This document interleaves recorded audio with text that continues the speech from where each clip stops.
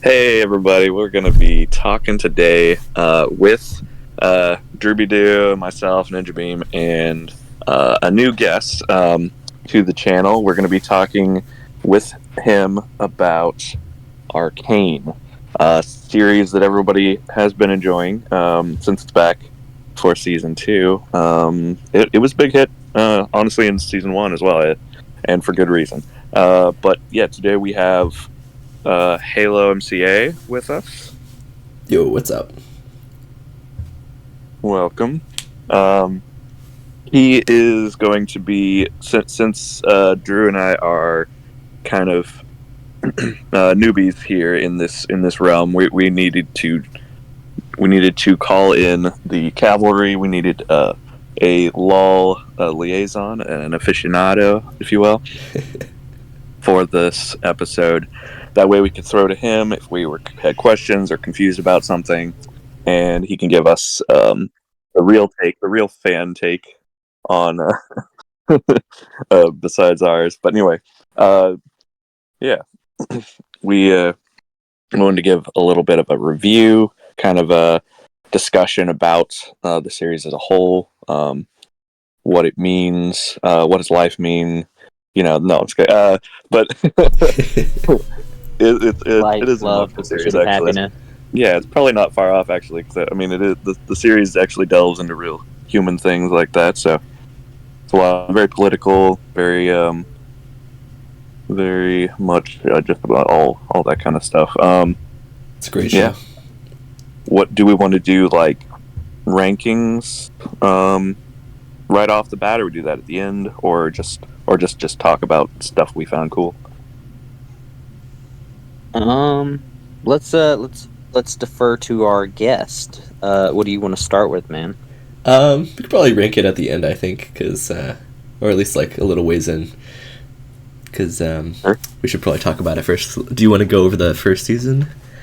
Yeah. Yeah, I was gonna say we could kind of do like episode by episode rankings, even be like, yeah, like not strict rankings or anything, but be like, yeah, this is more towards my favorite, this is less towards my favorite type stuff. All right.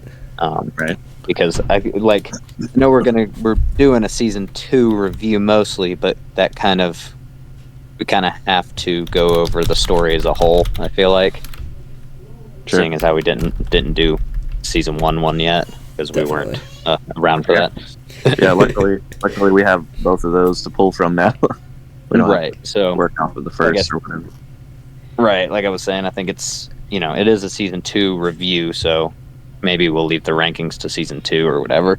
But Sure. we kind of have to pull from as far as the story goes, you have to pull from the first season because it's so intertwined. So Yeah. Okay. Yeah. That makes sense. yeah, I'm down. Totally. Let's save it for the end. Sure. All right. So what did y'all think about the whole first season, like as a whole? Like, what was the story good? What did y'all think? Ben, you want to go? Go ahead, Ninja Beam. all right. Yeah. So the first season was a while ago. Yes, 2021. But I do remember really being impressed by the visual style, Oh yeah, the 14. choices. Yeah. I mean, just what a like a labor by them. Definitely. Like I know that they had, like, as a series it went massively over budget, but that was apparently because they had never done this type of thing. They'd never done animation before their game studio, and I mean, or like not at this level. They'd been working on all kinds of game animation, of course, and music videos and all kinds of things and you kind of saw, if you look back at that, you'll see some of the telltale signs, some of the style choices where they were leading to this in certain ones, but yeah, at this level, at this magnitude, it apparently was a fairly new thing that they had to kind of figure out from the ground up, and they definitely put the time in. They apparently had the first episode of the first season, all the animation, all the directing, everything was all done 4 years before the show was ever announced. So they've been planning on this for a while. Um, and they put the time in, and it shows. I mean, it is just.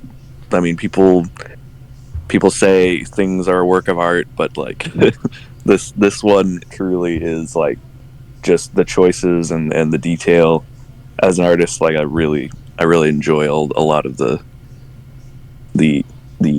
balances and color for like mood changes in a scene, the utilization of just every tool that they had as a storytelling device.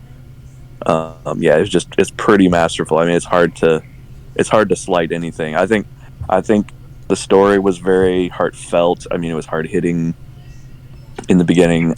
They didn't shy away from any kind of thing, any kind of story progression that you're like, oh well, the audience might not be able to handle this, or it might be too much, or whatever, or this is not a topic we talk about. It's like no, they're like, this is a real story. We're going to take this absolutely seriously, and I applaud that was brave, and luckily they were able to work with a Netflix who gave them free reign. Apparently, at some point. I mean, I'm sure they had some say, or at least wanted to, but maybe they were just. Hopefully, they were just the distributor, and that gave them license to be able to.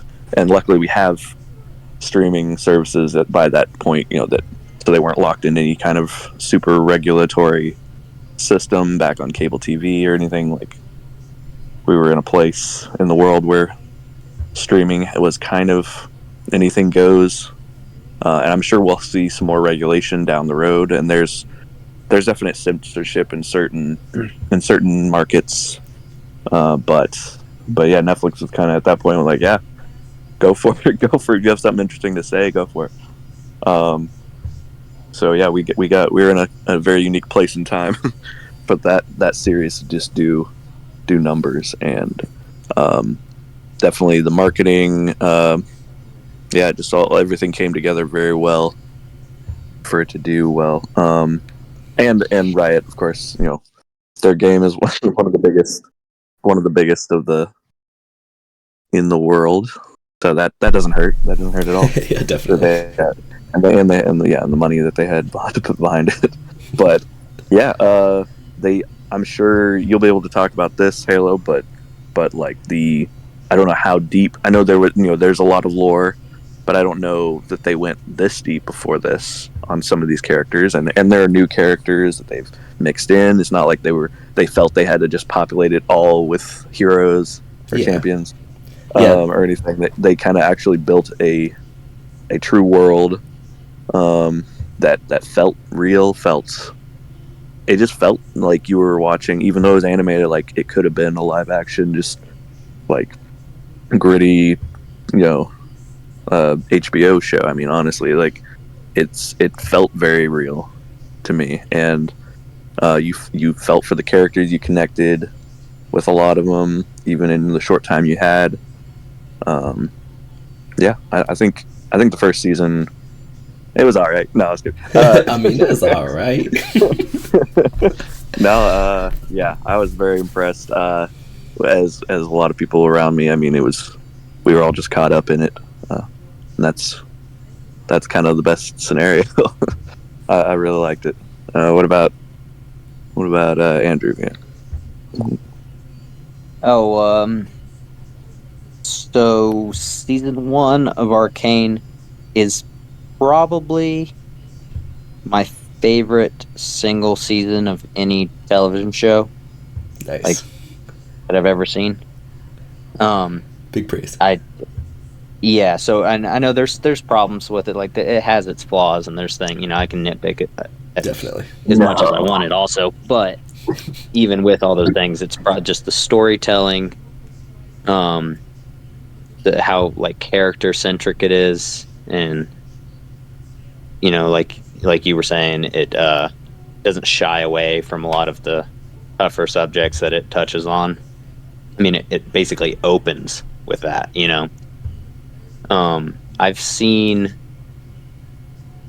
it 3 or 4 times at least. I rewatched it within a month of watching season 2 just to kind of refresh and because I was excited. So I'm pretty big on it. You could say.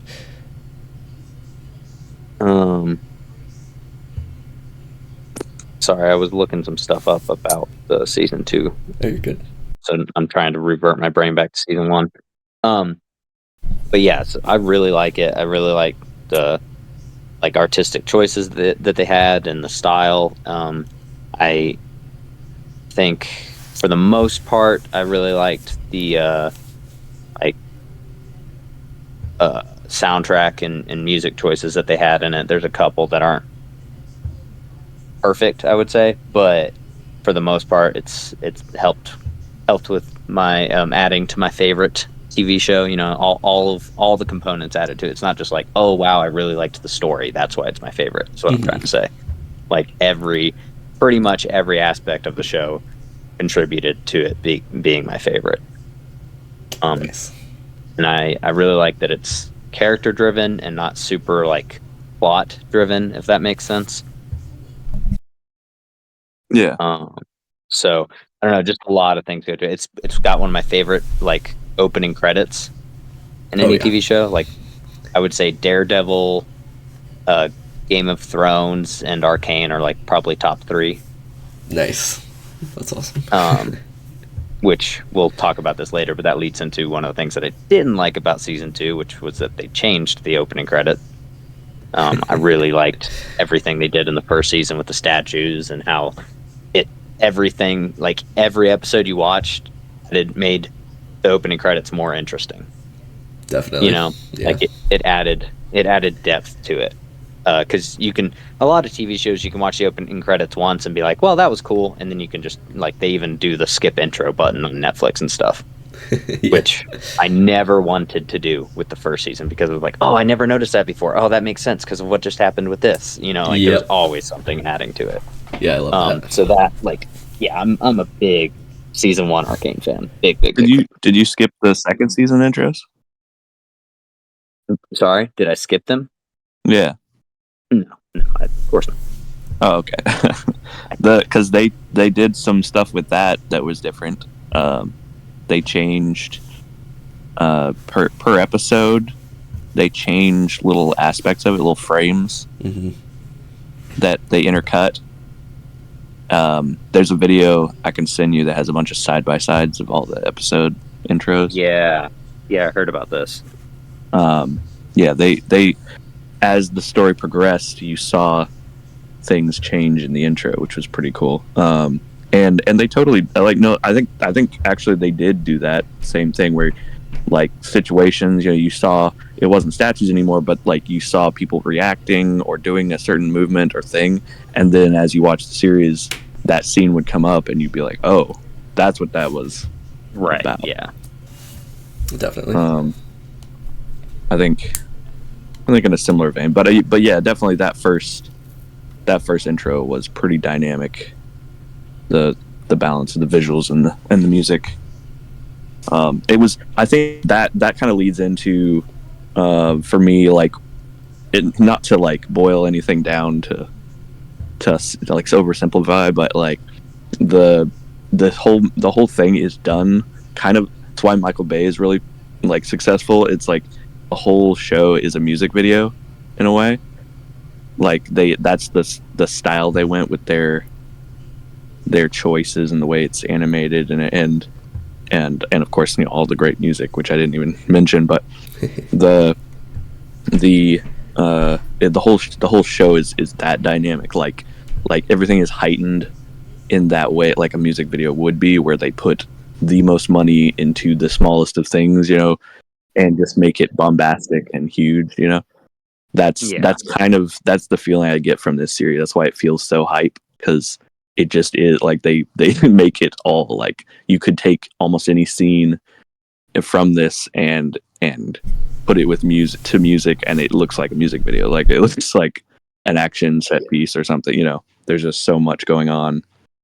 I think there's so much style, there's so much swagger. Yeah, it just feels like just a constant music video in in generalized terms, not specifically, but like yeah, just that feeling, I think. Yeah, definitely. Yeah. And that's not a bad thing. I like that. I definitely like that. Some people might think that's a little too much or whatever, to be like the fatigue for Michael Bay stuff has, or Zack Snyder has come, has shown up. Yeah, and that happens after doing it for too long. You have too much sugar. After a while, you get tired of sugar. It's like, oh, it's great, but now I'm over it. But I think again, there's a lot. There's so many other levels here. There's so much heart. I'm not saying that this is going to have fatigue, but yeah, I don't know why I brought that up. Anyway, but I think it's just a lot of good, a lot of like high energy, and just feels kind of like a music video in that way.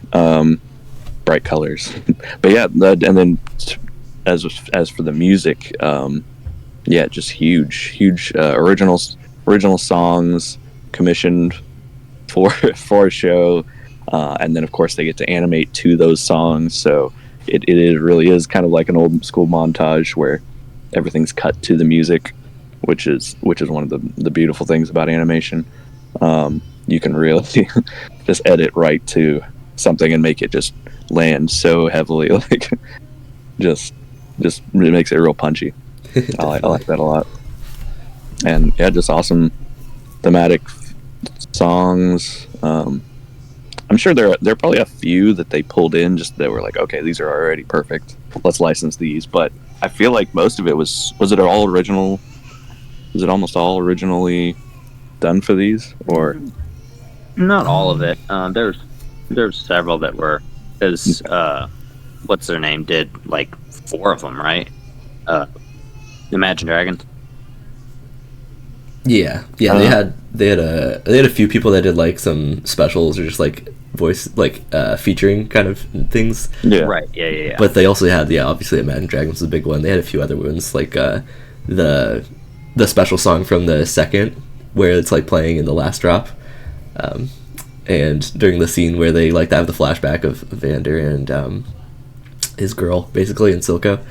That song playing in the background, that was like a special one. I'm not sure if that was made specifically for the show or if it was just added on. I think it was made for the show, but some people that definitely were just like outside. So yeah. Okay, so yeah, it was a good mixture. But there's most of the stuff they do make in-house, yeah. Yeah, I mean they really do, and like I know several of the artists were like, after that first season, I was like begging to be on the second season. Like they literally. Oh yeah. I know. There were definitely songs that they made specifically for it, so they got some tips about like, okay, here's what we want to convey. Definitely. Well, that is awesome. That's cool. They get to collaborate. Yeah. That's that for that first season. They were huge. Oh yeah. At that time. And they made like so many things just around Arcane. It was like basically Riot Games' baby. They had like all the stuff in client you could do, but they had like separate things. Like the music video for Enemy was actually like a whole separate animated video, I believe by Fertiche as well, because it was the same art style. So they had like all this extra stuff and all this content and everything crazy. They had like a premiere at their studio as well. Nice. Down Riot Games Arena and stuff, and it was really cool. They invited a lot of famous people, and obviously like you got Ella Purnell doing the voice of Jinx, and Haley Steinfeld is, I mean, it's just a huge roster. Obviously Haley Steinfeld is Vi, but it was really cool. Yeah, they had a big cast. I mean, and if I was making something, producing something that I really liked, I mean, obviously you'd throw parties, you'd do all the promotional stuff, premieres, whatever, that's the way you do it. I mean, you make a big showing for it, you celebrate it, even if nobody else is, but that excitement like draws people in. Yep. To and so it's like it's all better. It's part of the marketing. You have to do that. Do all kinds of brand deals and connections and set up photo shoots and whatever you have to do. All the usual boxes are ticked. Definitely. So, but yeah, you were saying, it did take a really long time to to make. Like, it was first conceptualized in like 2014 and 15, and then it only ended up getting released 2021, the first season. So it took a lot of time, obviously not just animating, but writing and everything and different things like that. So it's pretty cool though. But yeah, the first season, kind of a little backdrop on me. I started playing the game. I was never usually a bandwagoner to jump on games like that, but it was one of those games like I had tried before and I didn't really catch my interest, but then I tried a little bit later, like a year later or two, I think, and then I was like, oh wow, it's actually really fun. And funnily enough, the same time that I started getting back into it, for like the big time, and then I ended up playing it for ever since then. Basically, I think it was like end of 2013, I believe, was actually the same time that Jinx was actually released, and she always looked really cool because she looked like a Harley Quinn-esque kind of character, right? She's like kind of crazy, but she's kind of like a cool-looking maniac and has like all these cool gadgets and everything. And she was definitely like the manic pixie dream girl thing. Yeah, exactly. So it was really cool to see like, oh wow, they're making this backstory about like pretty much one of my favorite characters from the game, or at least like a very cool character, and also same time that I had originally started. So that was really cool. And then back then, they ended up revamping their lore. I can't remember exactly when, but several years ago, maybe like 2018 or so, 19 maybe. But they had, basically for most of the champions, they did have lore for pretty much every champion, but some of them it was only like 2 sentences or less.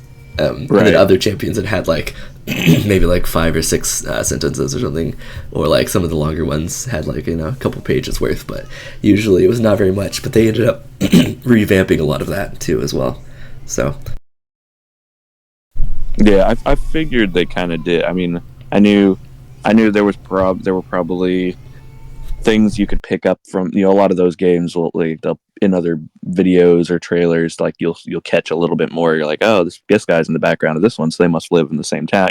Like they give you little bits and pieces to eat, but like generally it's like with that many champions, I mean it's most of them are going to get overlooked in a way, and they'll focus on whoever's the main few storyline people, but like kind of like how the Avengers were done. I mean, it's like they kind of pulled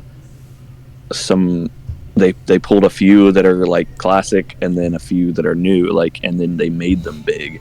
I feel like there may be some here that's like you're saying, Jinx was new, but they maybe were focusing on her for the new seasons or whatever, and then she she became a central figure for that, and then they probably they pulled in other people for it, but like not necessarily who you might have like predicted or whatever. I don't know.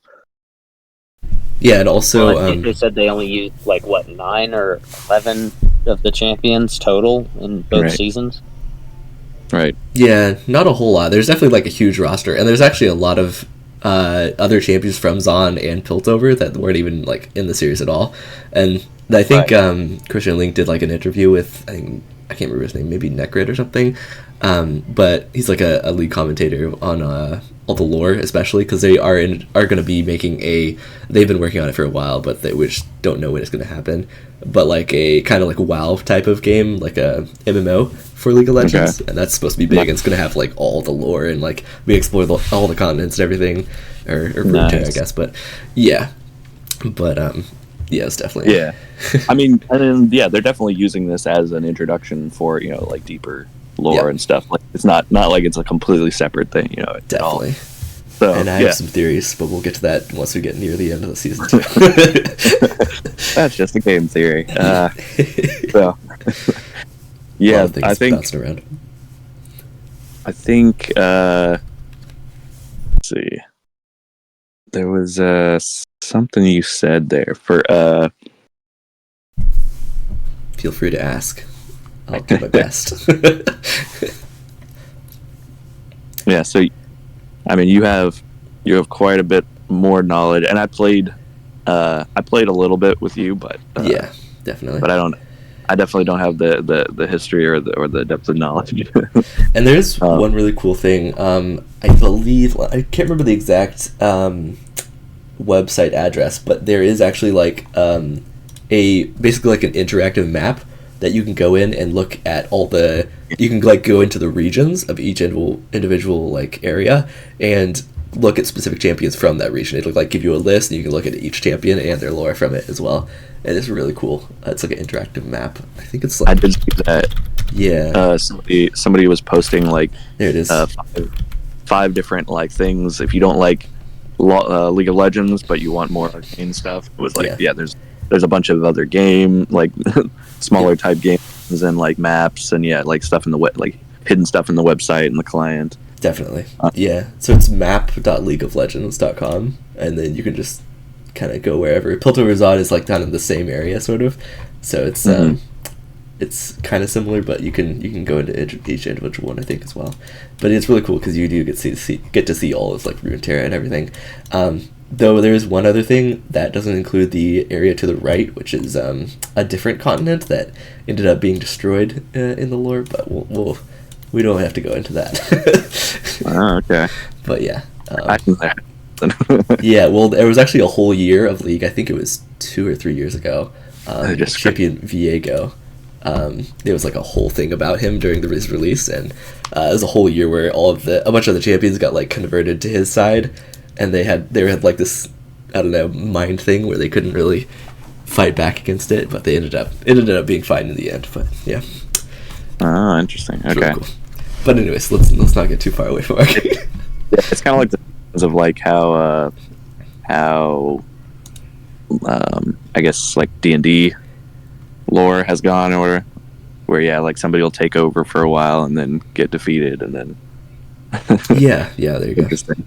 Yep. And then so that was something I noticed, was that there's a mage, a powerful mage named Jace, basically in y'all's in League, and then there's a powerful mage that's a main character in Magic history as well. Oh, really? Yeah, it's funny. It's spelled differently, but right, yeah, for sure. Basically the same. And it's like blue lightning looking, like it's so similar. Nice. Like, interesting. Yeah, who stole from who here? Well, League of Legends was originally like, it was, I think what it was like modders that ended up that were for I'm sorry, I'm blanking. What's the MOBA that World of Warcraft made? Dota. Dota, exactly. They came from Dota and they wanted to make their own kind of like game, and it ended up like exploding eventually and being huge. Yeah. But, a lot of the inspiration and stuff, which is why you can see a lot of similar characters or champions between the two games, like Ashe and like whatever the other equivalent of her in Dota is, similar and stuff like that. I mean, there was StarCraft, there was Command and Conquer back in the day. Like there were a lot of that type of game, and I just kind of chalked League up for a while as like, oh, it's another one of these because there's just so many iterations. There were a bunch of MOBAs after that came out.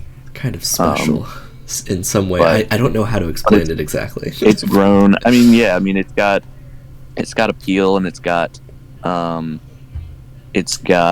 maybe a better support base from the company. Like maybe they pulled it off better than others and had better connections, and they were able to get into the esports side like really quick, which really helps. Yeah, maybe. And then I mean, if they were able to balance it better than other games, I mean, that's what esports is about. So yeah, it just kind of probably things coming together well with a good company that knows what they're doing. Yeah. Definitely. But yeah, I mean, you never know why certain ones come to the forefront compared to others. I mean, other than that, that's all behind the scenes stuff. Yeah. But yeah, it's really cool to see like Powder as a concept, because I had never heard of that. Also, we didn't really know their backstory. Funnily enough, the main like art of Jinx is actually a play on Vi's art in the background. The background is basically like part of Piltover. I can't remember if it's like the treasury or the bank or whatever, but it's like there's a building in the background in Vi's picture, and in Jinx's picture, which they released her a little bit after Vi, I can't remember exactly how far, but it's actually like a destroyed and broken down background of Vi's picture, which is actually really cool. And I can't remember exactly if we ever really knew if they were sisters. up until like the newer lore, but Yeah, I don't think so. it was mostly just like Vi was chasing her down, kind of like a cop and robber type of situation thing. Yeah. But yeah, and also the Vi and Caitlyn like romance or whatever or relationship, like pretty much that was completely from the community, and they just kind of grabbed onto it and kind of been playing off of Right. it ever since. But Sure. yeah, that had never been in the lore either. That's funny. Yeah. Yeah, so so you said Vi came out first. I believe so. In the I'll game? have to double check real quick. It was Caitlyn? I don't know. I feel like Caitlyn was newer too. She was actually a pretty old champion. Let me double check. Oh, really? She's been there. Okay. Okay, so Okay. Vi was in December 2012. Let's check out Caitlyn real quick. That was before I came to the game. Yeah, she was in 2011. Caitlyn was 2011 Okay. January. Yeah. And then Jinx, I think, was 2013. So yeah, basically 1 year apart for each of those, more Yeah, or yeah. less. But yeah, Vi did come out about a year before or so. So you mentioned voice actors. How impactful do you think like having big celebrities versus like just classic voice actors in the roles that like the game has,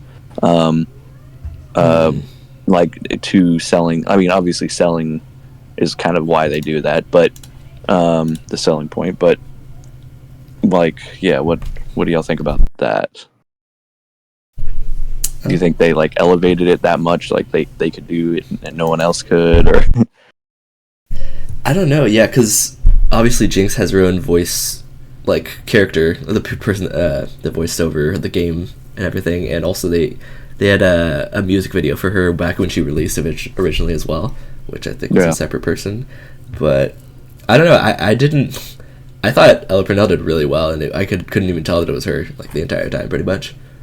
Yeah. So there was. I think they did a great job with the cast. I don't know if the original like game voiceover people would have done as good. So I don't know. It's hard to say, honestly. But usually, like, I would say it would be a tall task for them to have done as good. I think the voice acting is pretty top tier. yeah, definitely They kind of nailed it. they did. Absolutely. I kind of think the opposite. I think voice actors, they're used to that kind of work and are able to kind of stretch more than big names. But I understand that they need big names on the sheet to sell something. Get those fan bases in there. Yeah, that's true. I think if it was probably made like a famous voiceover person, it may have been like a little better. Yeah, I think they're able to do some things that are just insane with Definitely. and really like add a lot to a performance that a regular actor is used to doing visually, because that's mainly their job is the visual side, and when that's taken from you, you are forced to like reach into things that you're not always using. Play in the mind space more. And not to say that there are good actors that voiceover, but Yeah. I've heard some pretty impressive stuff come from the voice acting side, because that's what they do. That is Definitely. Yeah. that is why they're there. And I think Jinx definitely has inspiration from Harley Quinn, that type of character. Mm-hmm. For sure. That's a pretty easy parallel. I wonder where she fully like drew from for that, the voice in the show this time. Usually they'll focus on somebody and try to do an impression or get a feeling for that in Yeah, some it's a good way. question. I wonder. I know they've done some like interviews and stuff, so, at least in season 2. So maybe they would have said some of that stuff in them, but I'm not sure. Because it's really just it's those two. Whoops. It's those two that are actors. I mean, they have like the supporting cast is mostly voice actors, but let's see who else is big. They've got Robin Atkin Downs. classic voice actor. Well, yeah, I mean, So yeah, good. obviously. And Katie Lung is Caitlin, and I don't personally. I and don't my, recognize a lot of them, but you guys might recognize more. I think it is mainly just Vi and Jinx that they've cast. The big So ones. yeah, I think Harry Lloyd isn't he? Isn't he from Game of Thrones? Wasn't he the brother, the Daenerys' brother, Viserys or whatever? Oh wait, is it really? I think so, maybe. Or am I thinking of that wrong person? You might be right. Hold on, let me check. Yeah, Viserys. It was Viserys Targaryen. Yeah. You're right. Okay, I thought so. I never saw that. Noticed that. Okay. Dang. Yeah. This is Yeah, why you guys are and the then- professionals. And then, who does Jace? Says Kevin Alejandro. Okay, what he's I don't in. recognize that one. He was in Lucifer for 93 episodes. Okay. Oh, is he the Dan detective or whatever? He's in Grey's Anatomy. Drew might be able to speak that. I think he's seen Lucifer, right? Actually, Lucifer, I've watched maybe 3 episodes of. Oh. That might was in be Arrow. one we need High Strange on for, because I know he was a big fan. Okay. Yeah, I knew somebody had watched it, but I don't remember who it was. I remember talking with him. I'm pretty sure it was him. I think he's seen like every episode. Okay. He played Sebastian. But yeah, Blood he's in Arrow. I know that actor plays the main girl, like the detective girl that is with Lucifer. It's her ex-husband. It's the guy that he plays. Okay. Gotcha. But yeah, I mean, he's like, I say ex-husband, but he's still a pretty prominent character in the show. Obviously, he's in 93 episodes. I like how you're like, yeah, I don't know anything about that show, but yeah. So the ex-husband of the main character, I don't know they anything. see in one I've only episode. seen 3 episodes. He comes and picks up his kid at daycare, but that's the only time you really see him. You know, he does make a cameo in season 8, I know though. things about it. I'm not an expert by any means. I've only seen No, the episodes. I was just Definitely. And then, But yeah, no. Other than that, most of the ones I think are pretty much voice actors, or not huge names, but now they will be. This will help in their career, which is good. So Definitely. I mean, and they definitely didn't. I guess they didn't really, other than some of the press stuff, they don't put the names all over the poster or anything. So that's good. I mean, it's more like you're saying, series. The series is what's important. Yeah, definitely. I like that. But yeah, season 2. I think Drew has some thoughts here about the show versus the first season. Oh, I've got some hot takes, that's for sure. Do you All want right. to start with me? I think so. Let's do it. Yeah. Oh, okay. Cool. Well, what's the first it's hot the take? worst show I've ever seen. No, I'm just kidding. So up until episode 8, it's fine. No. Yeah. Now, okay. So I will be just blunt and honest here. I've only seen it once. I know. I'm a terrible investigative reporter. That's fine. No, I genuinely, I was gonna rewatch it and I couldn't stomach it. I was like, I can't do that. I started to, and I was like, it's too soon. I can't do it. Yeah, definitely. So I'm not as like up to snuff as I probably should be. That's all right. As far as where my critiques go, but I say all that to say this is from my initial reaction to the show. Right, Mhm. This is how I feel after watching it one time, and like, I obviously not taking all of it in, because even with my complaints of it, and I don't think it held up to the first season, which that's a tall task, obviously.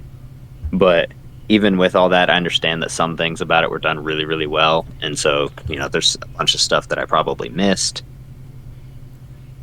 And yeah, so when I rewatch it, my opinions might change slightly for the better or worse. That's my Well, preface. yeah, I mean,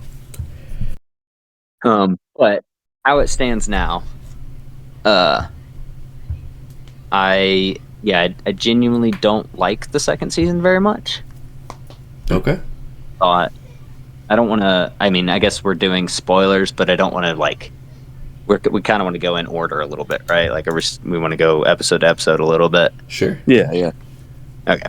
So yeah, I won't know like major spoilers then. But yeah, as far as like first impressions, first episode, I was very like optimistic and hopeful. Like nothing happened in the first episode where I was like, oh no, this is going to be atrocious, right? Like it wasn't that type of like bad. Yeah. It was just the way that they utilized some of the characters and the direction that they chose to go with several of the arcs. I was like, how are they gonna like almost rectify that, And so I went into it very very cautiously optimistic and curious, and Right. it never, I don't think it never really picked up for me. Okay. So let's see if we want to start with episode by episode.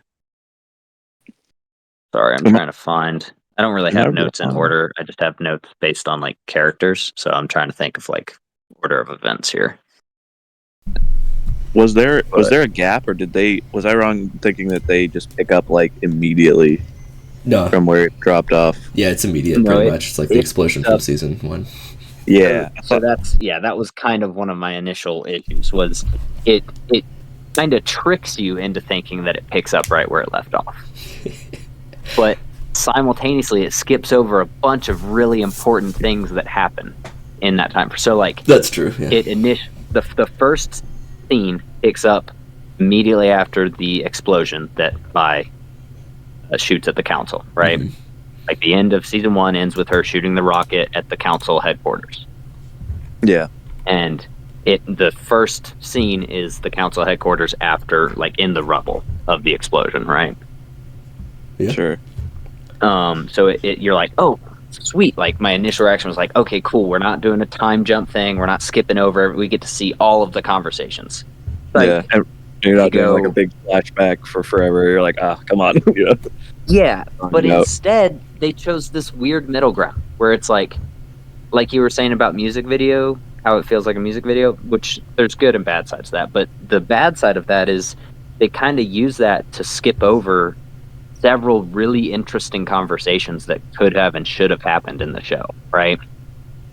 Yeah. So Vi and Caitlin are the two characters, like they are the eyewitnesses of what happened, right? Right. So you would expect there to be some type of conversation, like the immediate conversation with Caitlin and Vi. Like Caitlin brings Vi to the council with her and goes like, hey, just so everyone knows, this was not an attack from Zahn, right?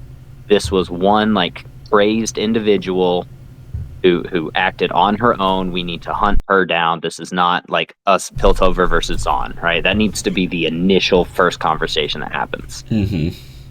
True. But they do the music video thing, which was touching, and I thought like they did a really good job with it as far as telling like this is where Caitlin's mind like space is, and like how she's reacting to the death of her mother, and all of that was really well done. But then they have like a council meeting session, but then they don't talk about the stuff that should have been talked about. So it's like, wait, are we supposed to believe that they already had this conversation, or that they're just not having it at all? And then as you get on later in the episode, it turns out they just didn't have that. No one talked about what happened. Yeah, I think Kaylin was just like the ends justify the means. Like she's like, yeah, she's angry, but she's like, I know this is all of Zahn's fault because of how they are as a group, And she's like, yeah, it doesn't matter, but it was just one of them. One of the two people who should not feel that way.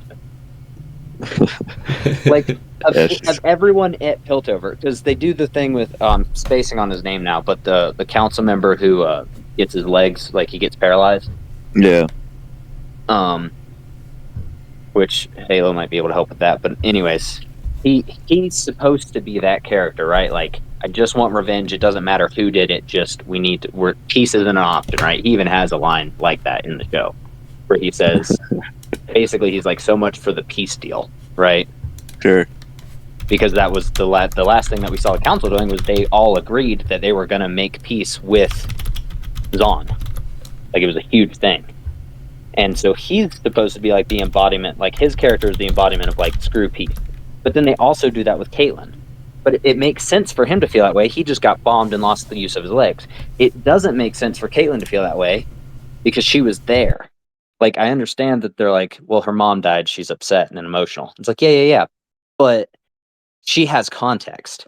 Like, that should just fuel her further to be like honed in on Jinx. Right. And they don't toy with that like at all. They just, I don't know. It was a weird choice to me. Yeah. I Um mean, so I don't know. We I can can we see can that. chew on that for a sec if we want. Yeah, I can see that. I mean, it's it was a choice. I It was a choice. guess that's just the way they needed to go with that. I mean, you can kind of see throughout the first season. I mean, she is kind of that way, I guess. Like, she kind of holds on to things for her own. Yeah, but she's not dumb. No, she shouldn't be. Right. That and like I don't know. Yeah, maybe she just had some weakness there. Like, Yeah, they give her like one too many lapses in judgment. Like I feel like the same argument has to be used to explain many of her actions instead of just good stories have that happen to where it's like, oh, here's this strong pillar of a character who goes through this thing and they have a lapse in judgment. For instance, I'll refer back to the first season when Vi slaps Powder after she basically is blaming her for Vander's death, right? right? Like Powder's like, wow, one of my inventions finally worked. And it's written and set up and done really well to where you're like, you understand both characters and both of their points of view. Powder Sure. is she's looking for validation from Vi because she finally did the thing she's been trying to do her whole life, right? She's been trying to help and she's been trying to use her inventions and her gadgets to help. Yeah, And she just thinks like her reaction is I just saved everyone and it was my invention and it worked, right? Like Vi isn't this amazing?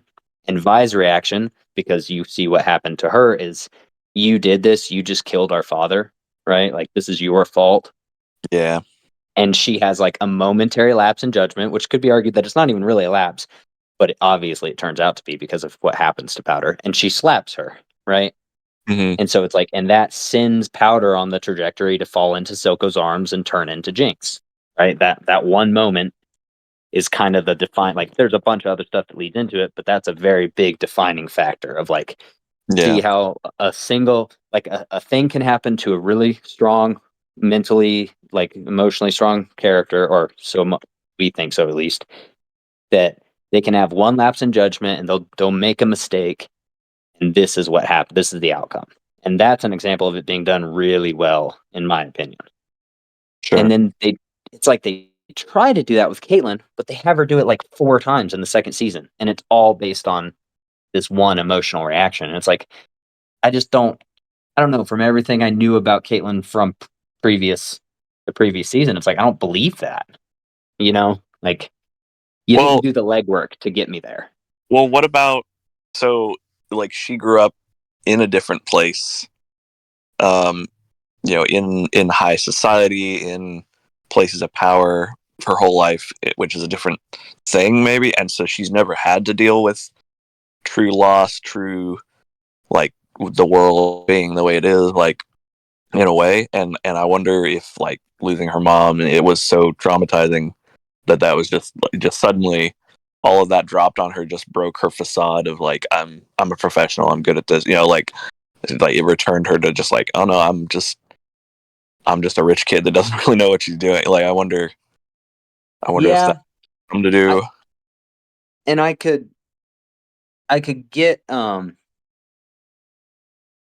could get I understand that.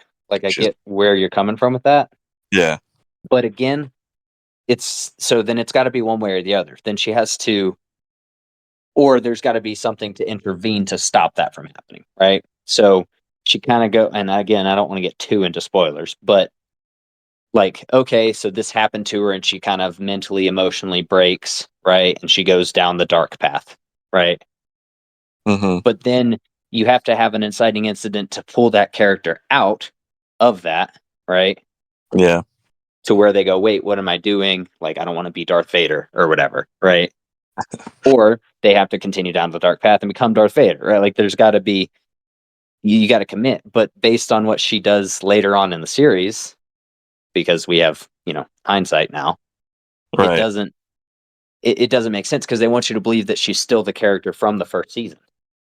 But in the first two episodes, the show and Caitlin herself are telling you that that character was in the wrong, right? Like she even says something about like her arrogance got her in that situation, right, which right, that doesn't even sound like a Caitlin line to me because it wasn't arrogance that got her there. Like maybe like stubbornness or bullheaded, and characters misspeak or whatever. But like as far as the writers' room goes, like you want to be a little more exact than that, I would think, because nothing about the first season Caitlin would really scream arrogance to me necessarily. Like she never thought like when she went and got Vi out, it wasn't because she thought that she could handle that. It's because she was backed into a corner, right? She knew Marcus wouldn't back her. Like she genuinely felt she had no other option than to break Vi out of prison to help her get through Zahn. If she was arrogant, she would have gone to Zahn alone, right? Or right, if she was arrogant, she would have, there's like that's not a characteristic that you would attribute to her. Like no, like an arrogant character would have done eight other things, but you showed that she wasn't arrogant. And now you're trying to tell me that the lesson she learned was that she was too arrogant and that's what got her mom killed. Like it just I don't know, it was very, mm, very back and forth from her interesting. character's point of view. Okay, If that does that make sense? Like yeah, I don't yeah, know. It feels like they were telling us one thing and showing us another thing is what I'm trying to say. yeah. Which Like they they're were like, oh, she's yeah, emotionally distressed, so she acts different than she used to, except you're telling us that. That's not what you showed us. hmm. Like she says, my arrogance is what got us here. And then she then becomes arrogant for the next several episodes. Like, it's like, wait, no, that's not how you're telling me like I can't do this anymore because of that character, like that flawed character trait. But then she embodies that flawed character trait for multiple episodes. Hmm. Like you could definitely explain her actions in episodes 2 and 3 of season 2 as arrogant. You know, Yeah. What do you have any examples from the episode 2 or 3? well, just like the whole. So, might have my timing off because they do jump around a little bit. I think it's episodes. It might just be episode 2.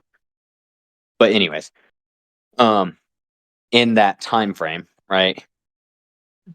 She forms up like the squad to go hunt Jinx, Yeah. and then like multiple of the decisions that she makes during that. Like, so for instance, when her and Vi decide like we need to send the squad back, we need to do this on our own. Like, you could definitely attribute that to arrogance. And sure, it would be partly on Vi, but if she's talking to a character who's trying to revert from her arrogant, you know, tendencies, which I don't believe that's true, but she does. Like Caitlin thinks that her arrogance is what got her here. So she Hmm. wouldn't continue to do those things. You know what I'm saying? Like Hmm. she the non arrogant, the wise thing to do would be, well, if we can't handle it, we need to pull back and regroup. Sure. Also, that line as a whole just frustrates me. She's like their decision for not taking the squad further to help them catch Jinx is they might get hurt or die. It's like, yeah, this was a Suicide Squad. Like, we knew that when we formed the squad, we knew that was an option. Absolutely. Yeah.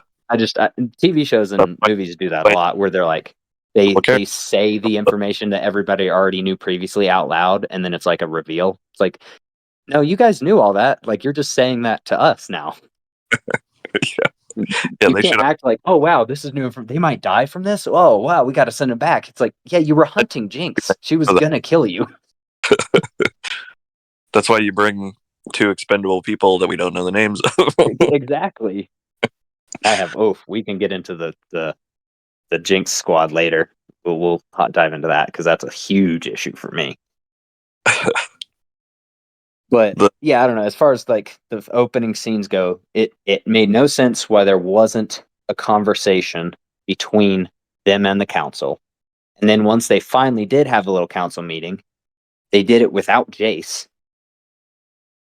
Which I know Jace had said that he was going to step down or whatever, but you would think that, like, hey, this is a time of emergency, and he had just said, I'm going to step down, right? yeah, you would But call. then, yeah, well, and not like outside of him being a council member previously, first off, you had multiple die. So, like, I feel like any wise government would be like, or like any wise leaders or council members would be like, hey, it can't just be up to us three or whatever. Like, let's get Jace and Heimerdinger back in here because they have experience and they are firsthand knowledge of this exact situation, right? Like, you would want Jace in the room as an advisor, if nothing else, because he's the one that made the deal with Silco for the peace Mm-hmm. that is now about to get shattered. So whether or not he was like the paperwork or whatever was official for him to not be a city council member, you would still want him in that room. I think you just Like, walked. hey, yeah, like, hey, you just got bombed by the person who killed the person you made the peace deal with. What's the next step here? You know what I'm saying? Yeah. And then they have the council meeting with like the Medardas, the guy. I'm so spacing on names, but like the three living council members that are left, and Right. Caitlyn. And it's like that. I don't know that doesn't feel like a realistic scenario that would happen. It feels Yeah. like a, Sidebar. a gut response, you know. Oh, definitely. Yeah. A And I lot of could that. see like a person or two people feeling that way, but then it's like, whoa, whoa, whoa! You're not reacting for you. You're reacting for the city of Piltover as a whole. And Right. you, like, the three of you are going to agree to potentially start a war. It's like, Yeah. that's not like, it just it it makes sense in the It's moment as unexpected. a watcher, but if you stop and think about it at all, you're like, wait a second, that's not how people would react. Like, you're not allowed to just start a war because your feelings are hurt, are you? Have you seen politics? Well, no, I know it's supposed to feel that way, and it's obviously they're speaking to like real They're- life stuff, that's why Zahn has a problem with the right? you know But they're I like don't know. It's just like the setup for it seemed so much weaker than like, I don't know. This is why I wanted to do a whole like study on it because I don't have the right words, I don't think. But sure. yeah, it just didn't make sense some of the choices that specific characters were making just as a reaction to uh Jinx's actions, right? Like, for instance, if there was like a bad guy overlord, right? Like if there was a mastermind on the Zon side who was planning all this, Sure. the reactions that this council had is exactly what that person would be looking for, right? Okay. Like, if you were someone who was on the side of Zon and you were like, hey, we need a war to kind of incite this, right? Like, or we need an action to incite the war because you would think the war is on your side, right? Mhm. So you hire a madman to go blow up the city council in hopes that they start a war, right? Yeah.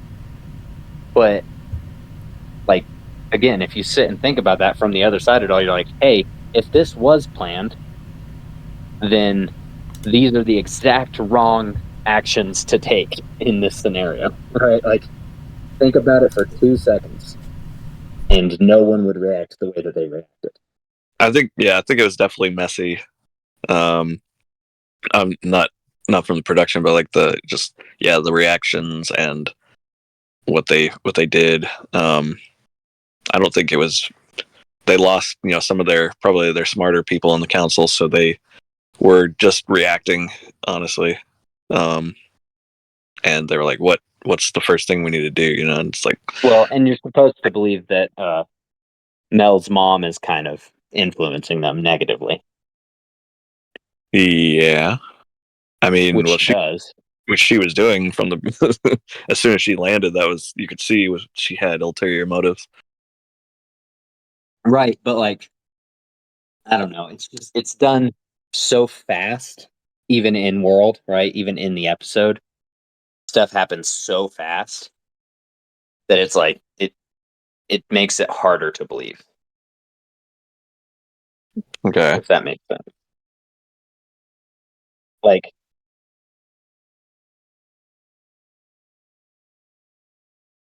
Well, right. Hey, get out of there. Sorry, hold on one second. yeah.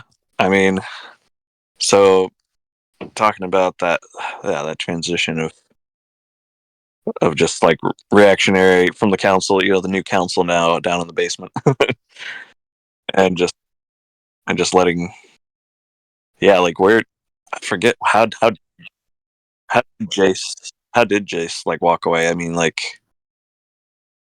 I think So, well, that's why I was like, are we doing like later season spoilers or not? Because if I we were to think go episode by episode, it gets a little more complicated. I think it's okay too. I mean, I think we can talk about whatever. And I thought you were just doing it no spoilers for the next episode we're about to talk about. Or Yeah, we were okay, kind of, but I think it's just going to be easier for all of us if we're able, because like if we don't, we're going to have to talk about it from the character's perspective, which makes it a little bit more difficult than if we're just talking about how like our perspective of it. That makes sense. Because like we have hindsight, we know what happens in the final episodes, sure, and sometimes with that context, the things we talk about in season 1 or episode 1 and 2 make even less sense or make more sense. So it totally changes how you think yeah, about stuff that yeah, it happens in would, episode 1. yeah, that's true. So, like, for instance, spoilers. Well, I'll go ahead and I'll jump off the cliff first. When you find out that, what's her name, Medarda is, and Bessa is behind the attack on Caitlyn at the announcement, Yeah, right? Like, Yeah, in that's pretty episode, crazy. what is that, episode 3 or 2 or whenever it is? Mm-hmm. Or no, is that the end of episode 1? I can't even remember. I think. I think it's the ending of episode 1, isn't it? It's the Is it? first Wow. big fight scene. Maybe, yeah. I think that's the initial fight scene of the show is at the Caitlyn's announcement. Yeah, Okay. I think you're right. So, anyways, when you don't find out till a couple episodes later that Mbessa kind of organized that, right? Hmm. But then once you find it out, it makes less sense. That should make it. When you find out later, when later stuff gets revealed to you, it should put things into better context, not make it more confusing. Hmm. Which season 1 I think does really well, like we talked about with some stuff already, like the buy-in powder, inciting incidents. But then, like, so for instance, the reason I say it makes less sense is because Mbessa lets them she hires the right guards to work at the right positions to let that incident happen, right? Supposedly. Yeah. And then she lets the warship in or whatever. Like, all the stuff that happens, you're led to believe, yeah, she organized this. Well, first off, no one asked any questions about that. And second of all, she lets crazy mother of the child that died in the first season, lady with the crazy triple chainsaw lady, Yep. she lets her attack Jace with no, there was no, what's the word I'm looking for? No guarantee that she wouldn't be successful. Like, the first time she swipes the chainsaw at Jace and it cuts his jacket or whatever, the fact that it didn't kill him it's purely luck. Plot armor. Yeah, it's total plot armor, and as far as on Bess's part, it's totally lucky that she didn't kill Jace. Well, Because for Mbessa, the rest of Mbessa's plot to work, she needs Jace alive. wouldn't she need, or wouldn't she be fine if it had all gone to plan though? Like having them out of the way would make it easier for her. No, because at the moment with Victor and Comatose or whatever, Jace is the only one that can produce Hextech. Well, And but her whole battle plan was use the Hextech to help win the wars in Noxus. I thought her whole thing was she hated like any kind of anything that like she is very like she is a warrior. Like she was like I think battles should just be swords and spears and like fists against fists. Like she was like I thought she was very against all of the technology and stuff. No, her whole thing was whatever advantage you can use, if you don't use it, you're a fool. Basically, yeah, she was sent down to Piltover in actuality from Noxus to bring it back for Noxus to have them use it on their side. They wanted Hextech on their side to win the war, because the reality is Noxus is probably going to lose the war that they're in right now. But I don't know if she really needed Jace alive, but maybe I'm wrong. Well, I mean, no one else can produce it. Like, that was the last key that they, like, that was the last good thing that Jace and Victor did, is they decided, like, hey, if anyone's going to, like, there's even a conversation about this in season 1 where they're like, we need to make this open to the public. And this is when Heimerdinger was still a real character. Yeah. Because that's one thing that season 2 does, is they just erase him as a character. Yeah, it's kind of sad to not see more from him. But yeah, kept waiting for him to like show up and be big and do anything. Yeah. But yeah, when he was in it in season 1, that was one of the things, is he was like, hey, if you guys don't listen to me about anything else, which they clearly didn't, he was like, it needs to be a funnel process. Everything has to go through you guys, right? Or at the time he said us. Like, it needs to be, we can't just let this, because Jason Victor's argument was, the more people we bring in on this, the faster we'll make discoveries, right? Mm-hmm. And Heimerdinger, and they were seeing that as a positive, and Heimerdinger changed their opinion to see that that's really a negative, because then it can be in anybody's hands. And at the time, he used Zahn as the example, because they all had that negative opinion of Zahn, right? Yeah, so, pretty much. Anyways, all that to say is, without Jace or Victor, the Hextech is kind of at a dead halt. Like, they'll have the stuff that they have, but Mbessa wouldn't be able to create any new weapons with it, which obviously she would want to do if she's trying to win a war, you know? And there was no guarantee. Like, yeah, Victor ended up kind of coming back, sort of, but she didn't know that, right? Especially at the time of staging the coup. Yeah. So, like, I don't know. There's just a couple things about it where it's like, hold up, like, that's that type of stuff in any story, not just this story, but like, whenever it's like something's revealed and it's supposed to be like a oh wow moment, but then you think about it and it makes less sense. You're like, well, that's not a good reveal. Like, yeah, it does kind of sound like that. It's kind of a cop out. Like, it's kind of like it gets you to like be like, oh wow, in the moment, right? Mm-hmm. But again, and this is my main complaint with season 2, is it happens so fast, and they rely on it happening so fast that I genuinely think they're counting on you not thinking about it too much.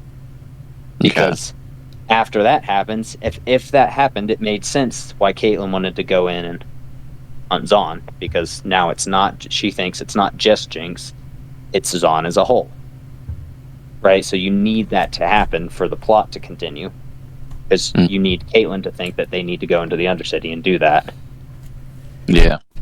But that, so it makes sense for the rest of the plot, but it doesn't make sense on its own. You know what I'm saying? Like, I don't know. It's like when you have a character do something uncharacteristic because you need it to happen. Sure. Yeah, I mean they're new, so I mean they're not immune to tropey things if needed, you know, or could have been something overlooked or totally. Or maybe it's just something deeper that we haven't figured it out yet. Well, yeah, it could be that, but I genuinely and maybe this is naive of me, but I think it's just I think it's just rushed, right? Like, Yeah, it definitely could be. Because you can ask, what's the writing question that they always say? Oh my gosh, I'm spacing my brain today. You're good. But it's in reference to cause and effect, right? Mm-hmm. It's not oh my gosh.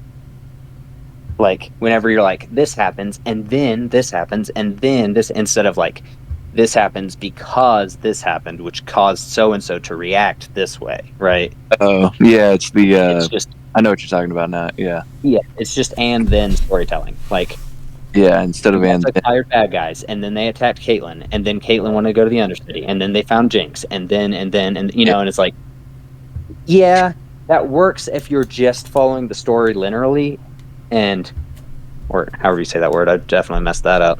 Linearly? Yeah, you got it. Thank you. Linear. I'm not going to try it again, but you know what I'm trying to say. Yeah.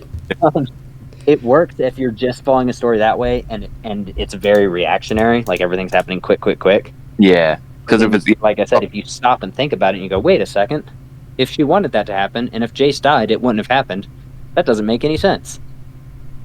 yeah, And I think that's just from Rust storytelling. Like, I think they're just like, hey, we need Sure. this to happen. So we need Caitlyn to go to the Undercity. We need to form this little hit squad. believe me, Right. I know. A reactionary. Oh yeah. The D&D is a lot of that. Sometimes it's not. Yeah. It can be. You're Well, like, yeah, oh, this could be better, but this is what's happening. Well, but that's why I think it's pace, it's pacing, and it's, you know, it's rushed, because sometimes D&D, it's just like somebody asks a question that you might not have thought of yet, and you're like, oh, that's a good Yeah. point. Because this, it's Yeah. like, yeah, okay, whatever. Literally. Well, that's what I'm saying. Like that, as far as we know, that could be why that specific one happened. Yeah, Mm-hmm. yeah. But Right. I think But then I they think do it again with Echo in a later episode. really. Yeah, there's a whole, like, part of Echo's thing is very much just like, and then. And they use it to basically, again, spoilers, but they use it to basically erase Heimerdinger from the story. I think his makes sense though. Like he's like, this is what needs to be done, and so he's like, so because of this, now I have to. This is my new goal, type of thing.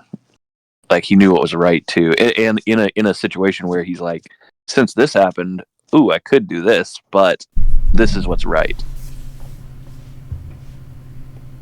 Yeah, but again, we're going based off of characteristics we know about them from season 1. And they don't tell us anything new to make us think he would react differently. You know what I'm saying? Like, he does react differently, but we don't know why. Like, his character would do that. So, for instance, when he goes to send, when they build the thing, right? I don't want to spoil it, but you guys know what I'm talking about. When Heimerdinger and Echo build the thing, Mm-hmm. Yeah. He literally says, I'm going to give it a few upgrades. Or he uses that word, right? But Yeah, everything about Heimerdinger, and we're supposed to believe that, like, Echo has kind of ignited a new, like, passion in him or whatever, because that's the same thing that happened with Jace in the first season when Jace was a kid, and, you know, it's kind of, we're doing the arc again. no, that totally made sense to me. But not from Heimerdinger, though. You could believe Echo would want that, but why would Heimerdinger want that? Because he, like he said, he spent like 1,000 days there waiting for him. Yeah, but he said also he didn't care about getting back. Right, but he was doing it also for him. is not the one that's going to push the limits on magic. Like, out of any of the characters in the show, Heimerdinger's the last person that goes, hey, let's rush this. Like, let's upgrade it before we tested it. I think I was saying that the like that technology getting from point A to point B for him, like he's way more experienced and was able to throw that thing together like no problem. I think he's like, oh, I see what you're doing. Yeah, I know all the technical side that you don't, like, because I've been doing it for a long time, you know, and I'll just put this together for you. Right, but I don't understand, and I might be wrong about this You one. don't think why? Definitely, like I could just be. It I might don't, just be my bias talking, because I liked Heimerdinger in season 1. I thought he was a pretty cool character, yeah. but I don't see why he I like he was like, "Hey, I'm gonna get this done without you. I'm gonna stay here and like work on it and rush it and upgrade it."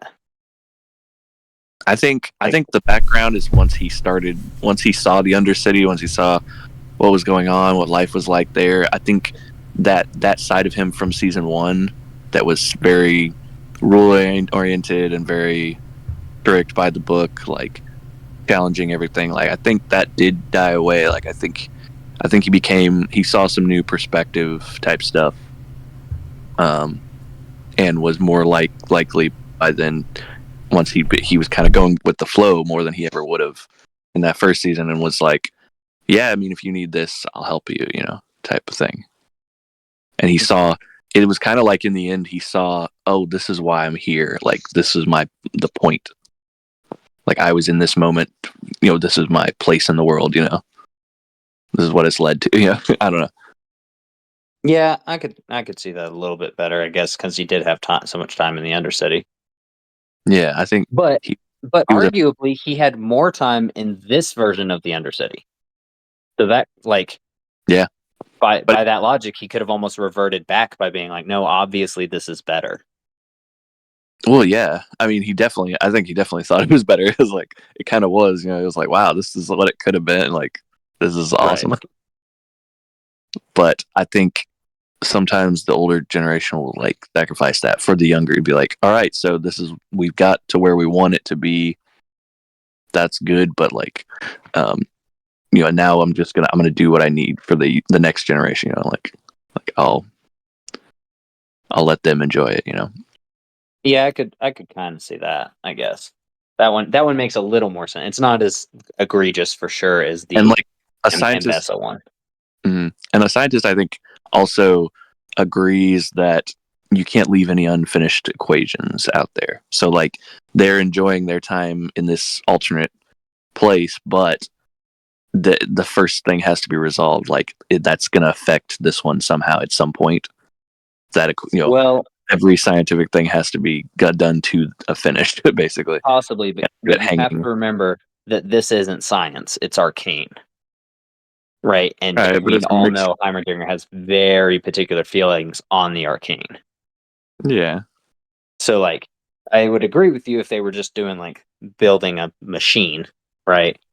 But it's essentially hex tech, which Mm. everything we know about Heimerdinger is Yeah. taking like don't do it at all, but because he loved Jace, he kept doing it. He allowed it to continue, and everything from Heimerdinger's point of view is because of that decision.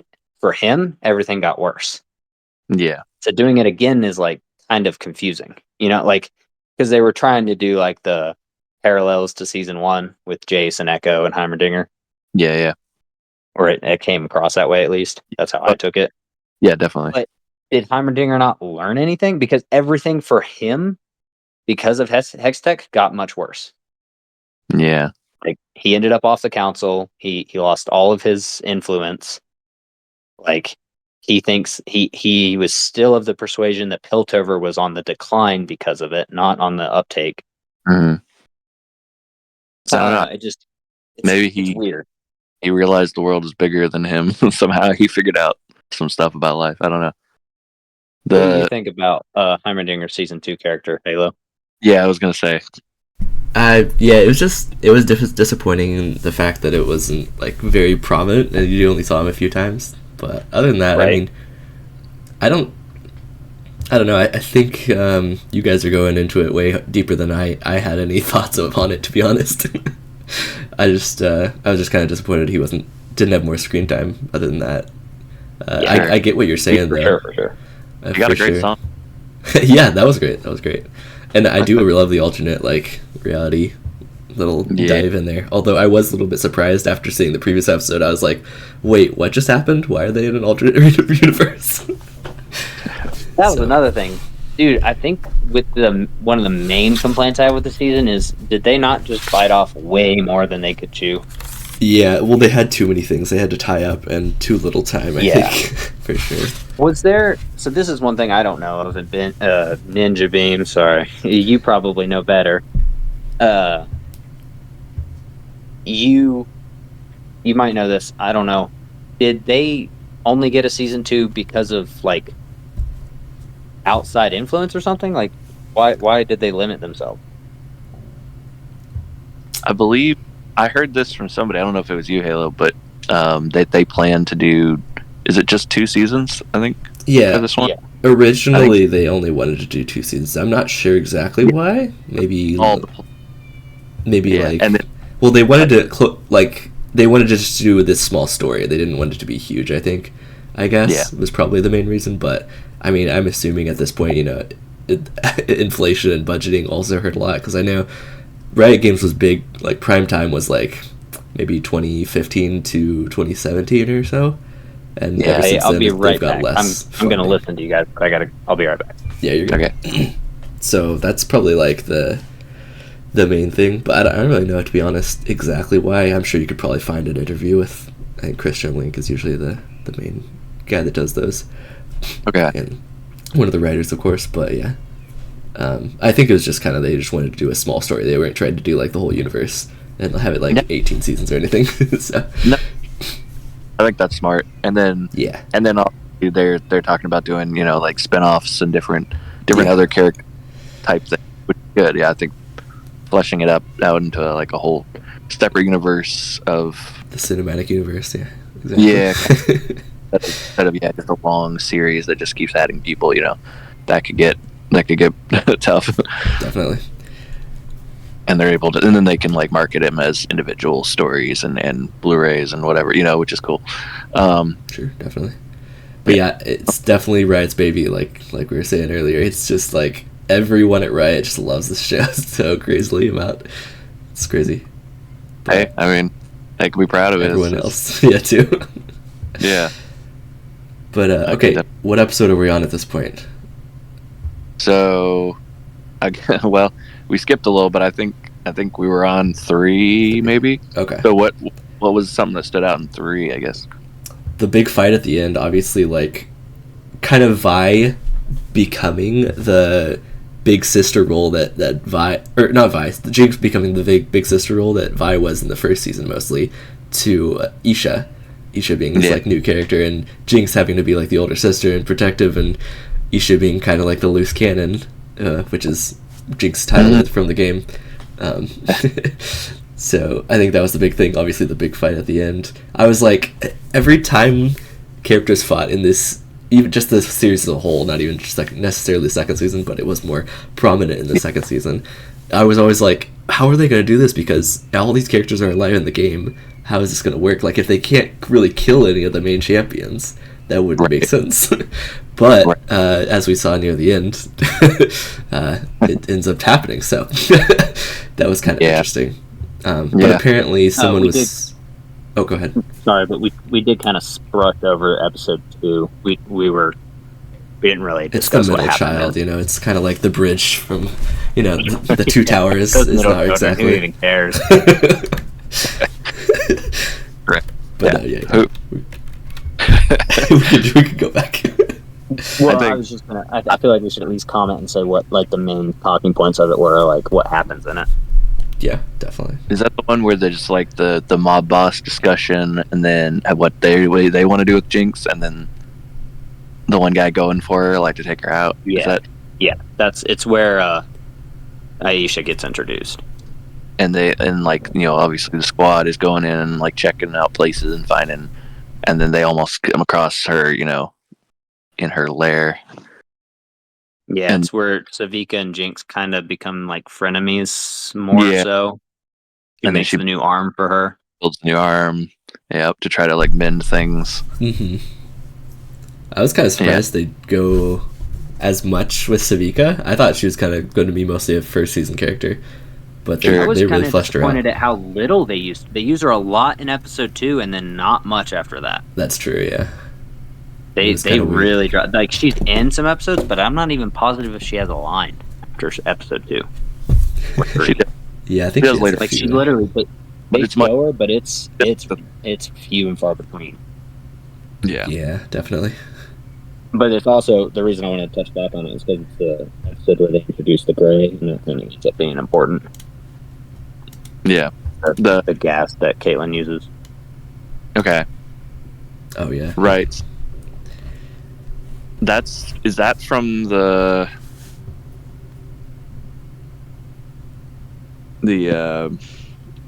doctor, the one doctor? Is that Singed. Singed?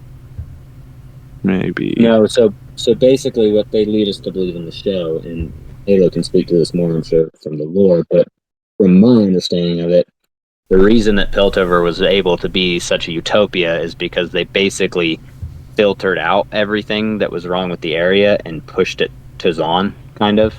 Sure. And that's why Zon's kind of the underbelly. Kind But of. the Caitlyn's family, they used they were the ones that figured out like the filtration system and how to do that.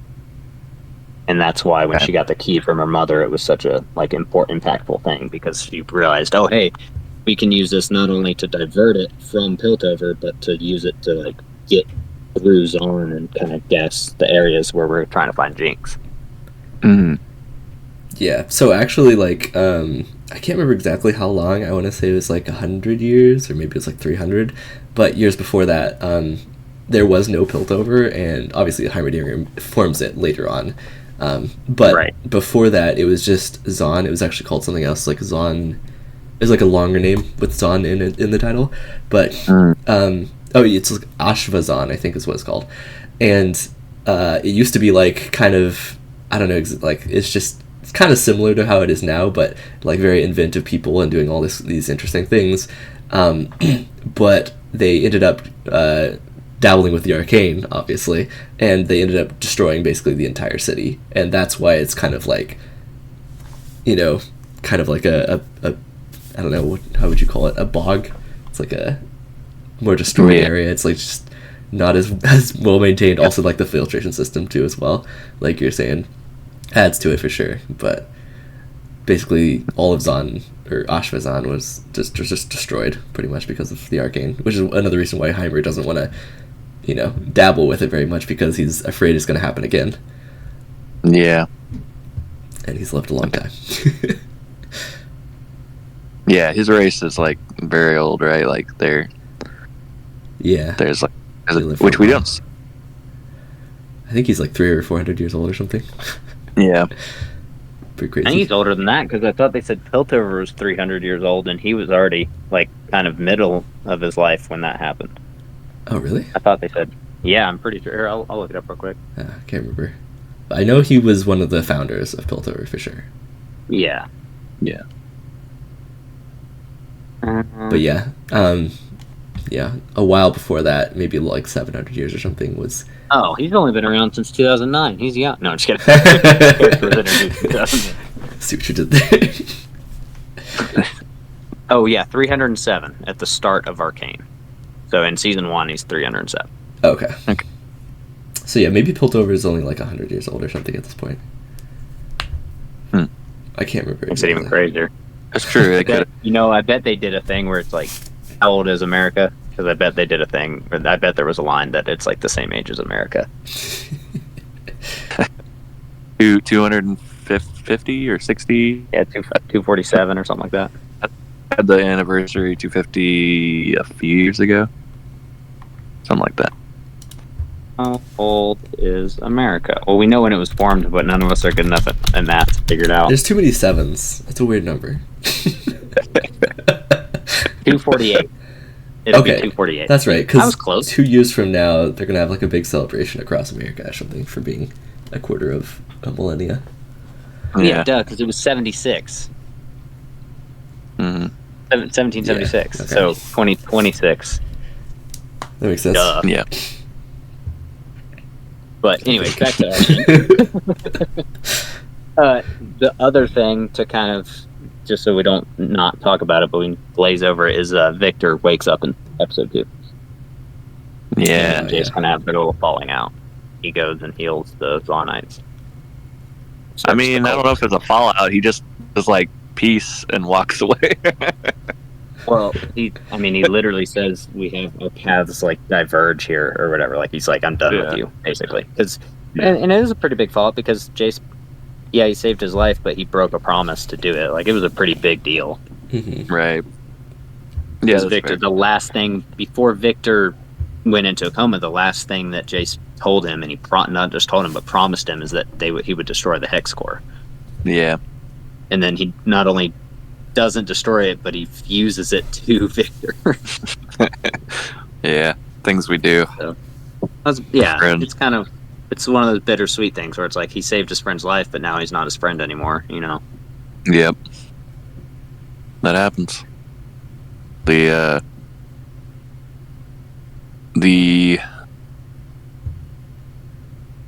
we don't know, I mean, obviously how any of that works, but that's definitely a strange turn of events, just like housing that. I mean, the fact they didn't kill him for one, that it's so reactionary anyway, to people getting close to it. It's such a wildly volatile element. Right, but I think that had a lot to do with the fact that he had already fused his blood to it or whatever. I guess, yeah. But like, what does that even mean? Yeah, I they mean, never really tell us. I don't know how. It's just like he's just a chill guy, man. Like he's He's just a chill guy.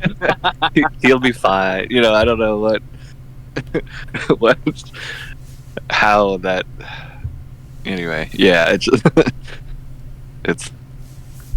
like, does the hex, I guess the hex alive in a way, but like, does it understand like, oh, his ideology matches with or whatever? I don't know. Like, does it have goals of its own?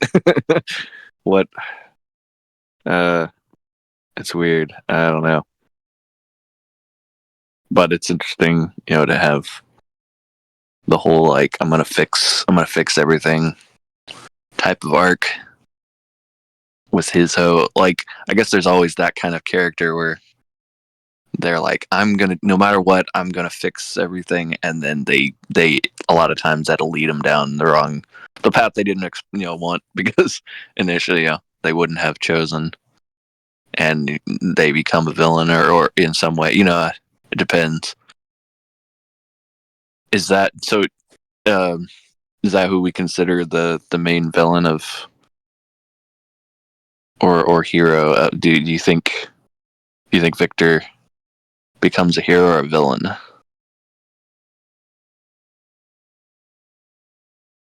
He thinks what he's doing is right. That's a good Well, question. all of the characters except Jinx think that what they're doing is right. Yeah, exactly. I feel like he becomes a hero in the end. Victor does. Okay. In sort of like a sacrificial way, but he was kind of feeling like a villain for quite a bit of it. Definitely. Yeah. What do you think? I think he definitely goes down the villain route, and I think in the end he kind of just is able to. He's broken out of it in a way that like allows him to be like, oh, I've made a mistake, and he did try to fix it, but I don't know if that absolves him of what what he was trying to do. It's like, it's the whole like, oh well, we have to achieve in the human race for everything to go be peaceful, and so let's kill everything that doesn't align with our and turn it into us. It's like, it's the whole like Nazi thing where everything has to be pure, and it's like, yeah, that's not how that works. Kind of, but that's not a good moral. It's like at the beginning he was just trying to help people. He wanted to help people get sick because he had like the leg thing, and he was trying to help fix. Once he was able to fix himself, he was like, oh, I can do this for other people too. Obviously, in the end, it's like what you're saying, where it's like, in the end, people are kind of their worst enemy and will end up hurting themselves in the end. So it's maybe we should just and have a hive mind. he was taking their autonomy and their freedom of expression and everything away. Like he was literally became they were hive Exactly. mind. All just it's like, and that's I don't know, selfish is the right word, but like there's there's definite like wrong choices that were made there. You know, it's like even if he intended to be like just somebody that helped those around, a doctor or whatever. But I mean, in the end, he ended up, kind of fixing it, sort of. But there was damage done for sure. Mm-hmm. So yeah, I don't know.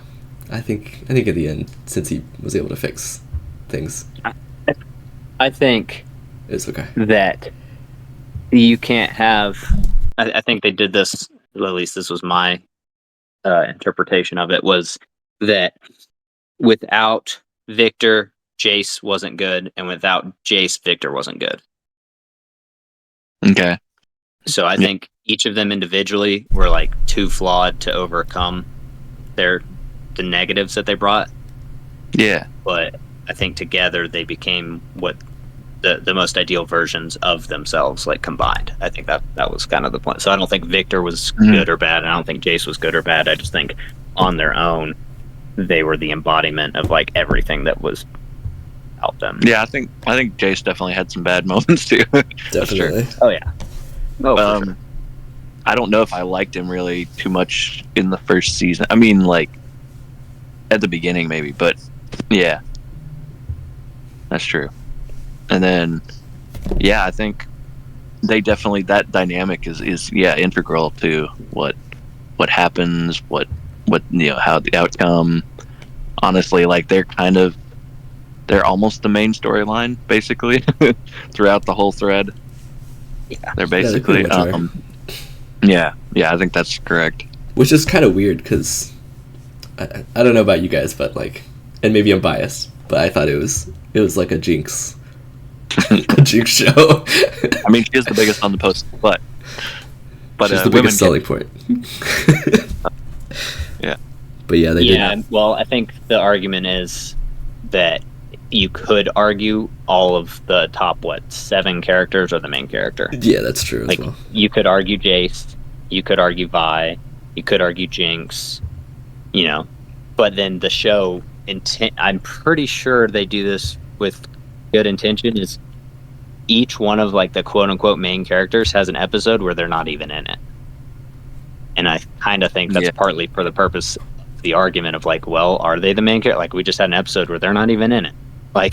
Or they're like mentioned at the end or whatever, Well, I think like if Jace and Jinx had like a creative battle, a creating thing, where they both had to design something, like who's the better designer, Well, I think it's just it's two sides of the same coin again.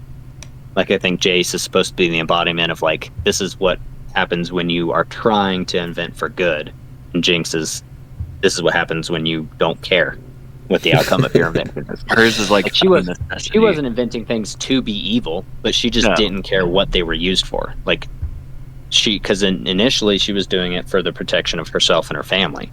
Yeah, like, but then because of that, she became of the persuasion like, well, it doesn't matter anyways what you try to do. It's just going to end up how it's going to end up.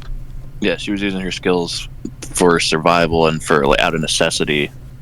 Yeah, but then it became not that. It just became use it to use. I can do it, so I'm gonna. Like, it's literally the embodiment of chaotic evil.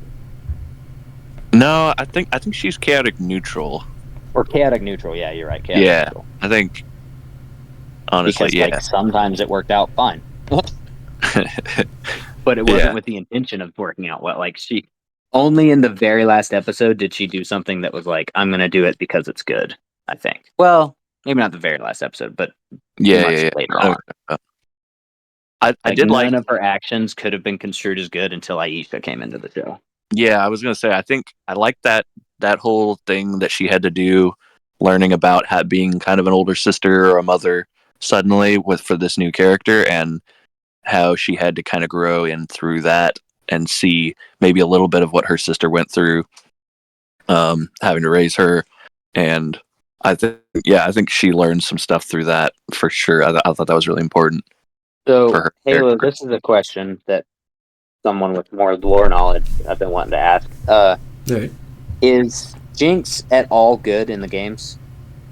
Or, like, in the lore? Um, she's more just like a maniac, but Yeah. I don't know necessarily. Probably not evil, but maybe. She's kind of like the Joker, you know, like Yeah. in that regard. So it's like she Well, just. I mean, I'm of the persuasion that the Joker is straight up evil. Oh, Like, okay. Well, then not. Fair enough. yeah. Well, Okay. yeah, I Maybe think like you're Harley. saying, she's a mixture of Harley and the Joker. I think that Maybe, actually yeah. makes a lot of sense. Yeah. Yeah. I guess more. Um, Yeah, I In guess the more show- Harley realistically, but I was pretty heavily of the, like, on the side of, like, Jinx is the bad guy. Like, I know that they tried to not do that in season 2, but, like, yeah, there was, Well- you can only do so much. they once a they character's did done portray it. it that way a lot. well, she could totally be the bad guy, but they're just doing the whole thing that we've talked about before, where they're like trying to, okay, here's why she's a bad guy, and maybe she wasn't at first, you know. And you're like, let's relate to her and all that, you know. Mhm. This Right, is which how they she did in came. the first season, and I Yeah. think they did that just fine. But Yeah. it's still like I can know all the reasons for someone being a bad guy, but they're still the bad guy. Yeah. Like, and people, but that's where the conversation gets iffy, is because people try to argue like, well, no, they're not bad. They became this way because of this, and it's like, yeah, but they're still doing bad. Like, They're bad now. you killed a Yeah. lot of innocent people. Yeah. Like, I'm sorry that Vi slapped you when you were 9, but you killed people who shouldn't have been killed. Yeah, Yeah. that's true. Yeah, you made the choices after that. Right. Like, I understand that your life was hell, but you still chose to do the things that you chose. That's why it's interesting listening to people like outside perspective, because I'm Mhm. very biased and I know this character in a whole different way. Yeah. So like it's hard for me to say that she's evil, but maybe she is. Yeah, no, and that's why we wanted to bring you in, because we want to see that side for sure. Yeah. She's more like- beloved. But I don't know. It's like Harley, exactly. It's like you love her, but she is kind of evil. She Yeah. does some pretty messed up stuff. Yeah. But I mean, depending on later on, doesn't she end up being kind of like an anti-hero type almost? She's like she does some good stuff like Suicide Squad. Yeah, she's become something sort of. else now. But I don't know. Yeah, we don't have to talk about that. That's We don't a have to whole talk different about thing. But So episode 3. I thought we were at 7 already. What are you talking about? No. Well, we kind of went to 3 and then went back to 2, and I figure we'll finish up 3 and move on quickly. All right. yeah. So 3 was kind of, that was when they, so 3 I have a big issue with. We might actually be here for a minute. Oh no. What did you guys feel about the Jinx hunting squad? Seemed cool, but I don't know. I don't really. I mean, obviously, I don't want Jinx to die, so. I like the montage. Yeah, it was a pretty cool montage. Oh man, I New did skin not. ideas? I liked the montage. I didn't like that it replaced story. Like, if we had gotten stuff either before or after that built those characters a little bit, then yeah, the montage is fine. But like, so for instance, and again, I'm going to do a lot of comparing to the first season because, well, it's part of the same show. Mm-hmm. The first season, when we get the fight scene, is it the very first fight scene? I think it's the first fight scene. Let me see real quick before I dive into this and I say the wrong thing. But with all the Rugrats, like all the street fight, you know what I'm talking about? Yeah, Clagger, Milo, and them, Yeah. the kids. I think it's the first fight, right? I'm pretty sure it's the I very think first so. fight of the show. Yeah. But anyway, it's not that important, I guess. But in that fight scene, you get so much as far as character building in the fight scene itself. Like, Yeah. obviously, you think when you see Claggor, you think like, oh, he's kind of the brute force guy, but they don't. It's not just like that's the known thing. Like they show in that fight scene, they show you like, Yeah. Milo is the scrapper, right? And like Jinx is the brawler, or not Jinx, sorry, Vi is the brawler, and Yeah. Jinx doesn't really have shoes to fill yet. Like she doesn't know what she is. She's kind of like she just runs, right? Like Yeah. she isn't fully a character, like she hasn't developed yet. And that's part of like, but that tells you something in itself because the next 2 episodes have to do with that. So, Yeah. but all that to say is in that short, like it's only like a 1, maybe a 2-minute fight scene. It's pretty quick. Yeah. They tell you a lot about all of those characters, and it builds them. Like it's just the whole fight scene's character building. It's not just a cool fight scene, right? Absolutely. Vi kind of gets the crap beat out of her, and she gets back up and wins the fight, which is like that's huge for Vi as a character. Claggor takes on 2 guys by himself because that's who he is. And then at the end of the fight scene, or after the fight scene when he's talking to Echo, he has a really cool line where he's like, "Oh, you guys got into a fight, did you?" And he's like, "Did Vi beat him up?" And Claggor says, "Yeah, we wouldn't have made it without her." It's like, bro, you fought 2 of them by yourself. But all of that contributes to she's the leader of the group. They go as she goes, right? Yeah. And it all spawns from that fight scene. And they get rid of that with the montage in the second season. Because we don't see how, or at least not clearly, we don't see how they're interacting with it. We see snippets, but it's just not nearly as well done as like. Also, we don't even get all of their names clearly. we get what's her face, Maddie. Yeah, but like Laura, I had to look up Seb's name or whatever his name is. Yeah. I don't even remember. And Loris, they don't say his name out loud until the last episode. Yeah. So like, That's how weird. am I supposed to care what happened? Like they just feel like red shirts. Yeah, know? that's what I thought. Yeah. But then they try to not use them as red shirts. They like have a moment for each of them. Mm-hmm. And it's like, but I don't care. Like you just showed them to me earlier. That doesn't mean that I care about who they are. I think you said it before, where they kind of do that expository fight scene thing with the attack on the speech at the end of first episode, where you're seeing the big guy use the door to protect and and all that. Like shield thing. I think that's the Maddie. scene. I think that's the fight where they do that.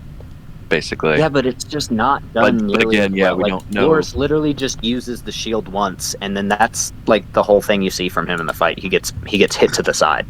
Yeah. It's like, what? Oh, he's the shield Yeah. guy, I guess. Great character building. Like, Yeah. I don't know. I think they definitely didn't develop them, and like I'm not sure. I guess that was intentional, which I thought the intention, was so if they died. Well, and in the first place, why were him and Vi so close at all? I don't know. Why were they close in the first place? I don't get. Like, was he somebody? Were we supposed to know who he was when she just stumbles upon him? Right. I don't know. Because they're like pretty Yeah, tight knit after that. She hadn't even joined the force, Right. Yeah. They just share a drink, and then it's like they're bros. It's like, what? Yeah. Okay, I guess. Drinking buddies rolled that deep, but okay. That's just how it goes. Like, has Vi never had a drink with anyone else? And if so, where are they? Because apparently that means something. That's fair. So, I don't know. It's just little things. Like, it's not that big of a deal, but it does feel like to speed it up, they used a montage to kind of replace that type of stuff. They did, yeah. They had to get through it, and then they showed him working, in that last scene with Jinx, but right, that was it, pretty much. Yeah, they do it, but it's just very snippety. Mm. Yeah, I think they just didn't need like half an episode where they're like slowly examining each room of like different buildings and the below. I mean, I think they probably maybe tried that at first, and they were like, okay, this is taking too long. Let's just do a montage. Yeah. Well, and obviously they set it to the music, which was kind of a very big deal with what they did in the second season. Mm-hmm. Yeah. Also, was anyone else a little disappointed they didn't do more with Jinx's finger missing? Like, I kind of straight up forgot about it until the very last episode. I did as well. I was like, wait. But No, why? It's like yeah. that could have been like you could have made it her trigger finger, and then it was like an important thing, you know? I think it was important because she wasn't able to. It's a what do you call that?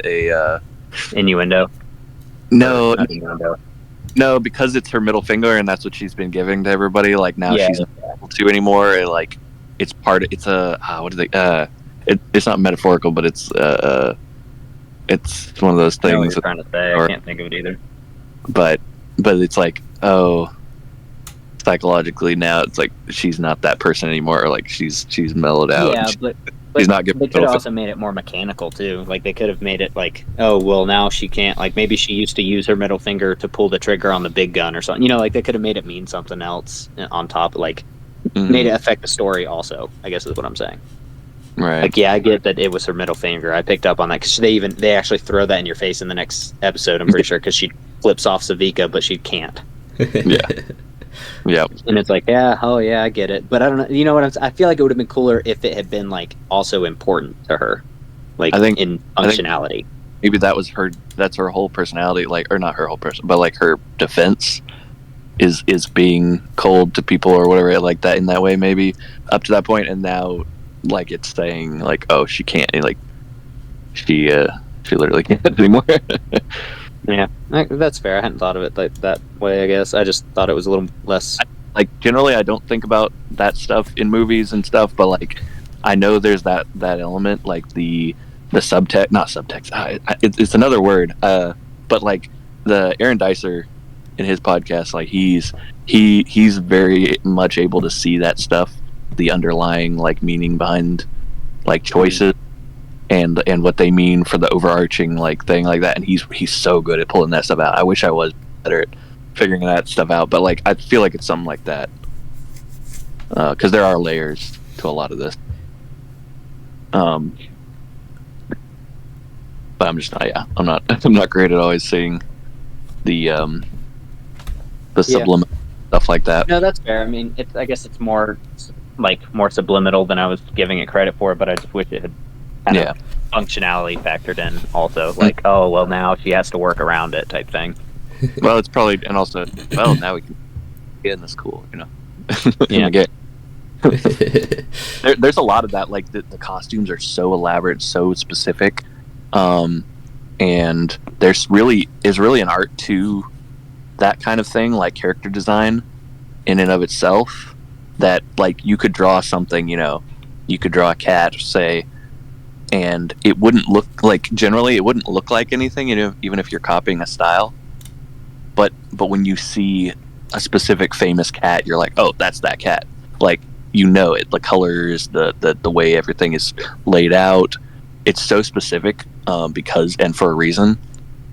And like that really is an art. And like just the clothing designs in this, even when some like usually that's why famous characters won't ever change their clothes, kind of, you know. So you're like, wait, why are they wearing the same outfit every day, you know? But it's because it's recognizable as that, and they're able to change costumes in this and still be iconic. Like just you're like, oh, this is another like this amazing outfit, like and it matches them so perfectly, or it like references like the color palette, like the hex, somebody did the hex codes for like color theory and stuff on the eyes of the characters, and like Violet's eyes are a powder blue, and specifically and Jinx's eyes in the first season when they're blue are a blue violet, and then when they're pink in the second one they're a red violet. Nice. Which so like they're down to like just color stuff like that type of stuff I love. they are detailed in that way. Like the artistry is just, that's why it's so mind blowing. Like they think that about all of this stuff, and so I think the costume choices and the way they do things, like a lot of it are like they'll be wearing a little button sometimes or a color, and you're like, oh, that could be, you know, in any other series you'd be like, oh, that's choice and it was just an accident. But like a lot of that is like, oh no, they did that and it's means this, or that's they're wearing this because of like the little pendant that Jinx had Mm-hmm. from the other universe. It looks like a lotus flower or whatever, or a carnation or whatever. But it, like, if you look closer, it's literally Echo and Jinx on there. Mm-hmm. There's just so much detail it's really cool. I think, and it's it a lot of there's a lot of subtext again, for specific things and they use that, not just saying it out loud, or not just like visually, like they're like in many ways they're like pointing toward things, and referencing things. So Yeah. Yeah. Well, cool. I'm glad we agree. I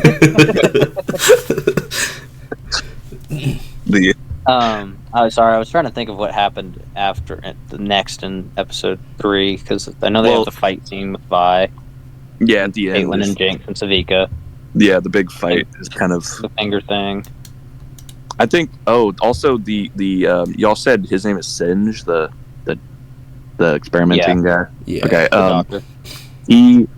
They I think all through even like season 1, kind of, they were in like the credits and stuff. You would see like just a snippet of him like working on something. Oh, really? I didn't guess that. They were teasing stuff from like even early on, and then you were just like, okay, I guess that's going to be something. And it, like, I I did not expect that experiment that he'd been working on for so long to be him like bringing Vander back from the dead. Yeah. Like that is I had wild. unfortunately already picked up on that. I was that was one thing that got spoiled for me, unfortunately. Okay. No, I didn't. I was like, it was a big theory from the first season that people were like, yeah, he was gonna come back, but like we were like sure until they confirmed it, basically. But yeah, Singe is a crazy character. He's like so strong. Dude, they like super underutilized him in the show. I thought he was gonna be much, like, obviously he did things that were important, but as far as he himself, he was more sneaky. like they didn't. He was very. No, you could tell he was like a powerful person that works from the shadows. Like, yeah, but he's like evil, isn't it? He's like actually bad. Like, he's crazy. Pretty much, yeah. Yeah.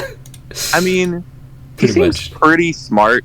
He's also like pretty smart though. Like, I think he's got some sanity, and in the end, he's like, man, why are we going for so much DC references? But he's like the Victor Freeze kind of. Or he's doing it all for his loved one. Yeah. See, they made it like that in the show, but from everything I understood about him as a character, he's literally like a psycho. Yeah, pretty much. Okay. It's from the lore. Like, I don't know if it's like old lore, if they updated him, or what. But yeah, right. But I think it, like you were saying, I think it's actually like almost all the champions, especially they kind of wanted to give a lot of like love to each champion, so they had like there's a good side and a bad side for all of them or whatever, right? So. Well, sure. And I was going to ask you about that, Halo, in this in the show. Do you remember what kind of happens in the final episode with him and his like daughter or whatever? Like in the show? Yeah, that final scene. Yeah, basically, the whole experiment on like Warwick and everything, Vander and all that was all the stuff he had been working on pretty much up until that point was to bring his daughter back, which was like the little scene they showed. I can't remember what episode, but they showed like him with his daughter. It was the last. It was the last. It was the last episode. So that's what I wanted to ask you. Was that a hint at like, was she supposed to be Oriana? Yes. Yeah, she's Oriana. Okay. Yep. That's what I was. That's what I was wondering. I thought when I saw it, I was like, hey. But she kind of has like the glass-looking skin or whatever, like the metally. No, and I was like, wait, are they like interconnecting that? And I was like, nah, probably not. But yeah, so okay, cool. Oriana's just another champion from the game, but basically it's Singe's daughter, and he like put her, like you saw her on the verge of death in whatever episode it was, I forgot, and then he ends up being able to revive her into like this automaton, I guess. body. Yep. Yeah. Pretty Yeah. much. Whatever the things that Victor was controlling. She's like one of those now, basically. Yeah, pretty similar. Pretty similar. Okay. But she has like autonomy still, Yeah, it's pretty cool. Well. slightly. Yeah. Maybe. Hey, we'll see. But okay, so episode 3, that also is when Jace and Echo and Heimerdinger all disappear, right? At the end of that episode, they all go into the hex core Yeah, that's thing. where they're going in there and they're talking. Yeah, and then he touches the. Yeah. Yeah, Pretty much. Oh, and Savika is that the same one where she blows up all the stuff? To be honest, I don't remember. Blows up like what stuff? Isn't that the one where all the like colors explode in Piltover? They paint the town with all the colors. That was Isha, right? That was later. Oh, is that? Oh, yeah, Isha does that. But is that the same episode? I don't think so, because Savika's down there with. No, with that's Jinx that's and, the next episode, I think. Yeah, Okay, I think okay. Savika's down there in that when they have that showdown in the room, the big room, and then. Yeah, she fights Caitlyn or whatever. I remember that. I just didn't know if that happened at the end. Yeah, I guess maybe not.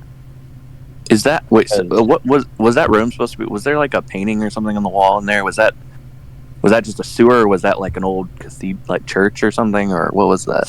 So, it had pillars. from my understanding, that was the bottom of the pit of Jinx's hideout.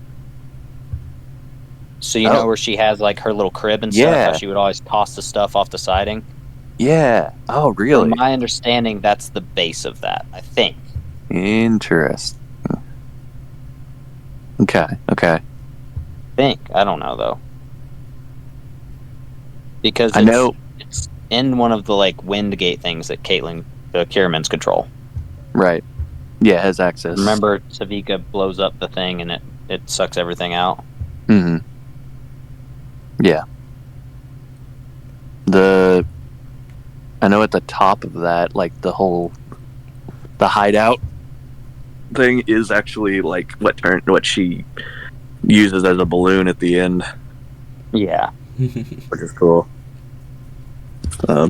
That's the turbine. Oh yeah, okay. So I looked it up. It is the same Turbine. episode. So when Savika blows up the wind tunnel thing, that sets off the color explosions in Piltover.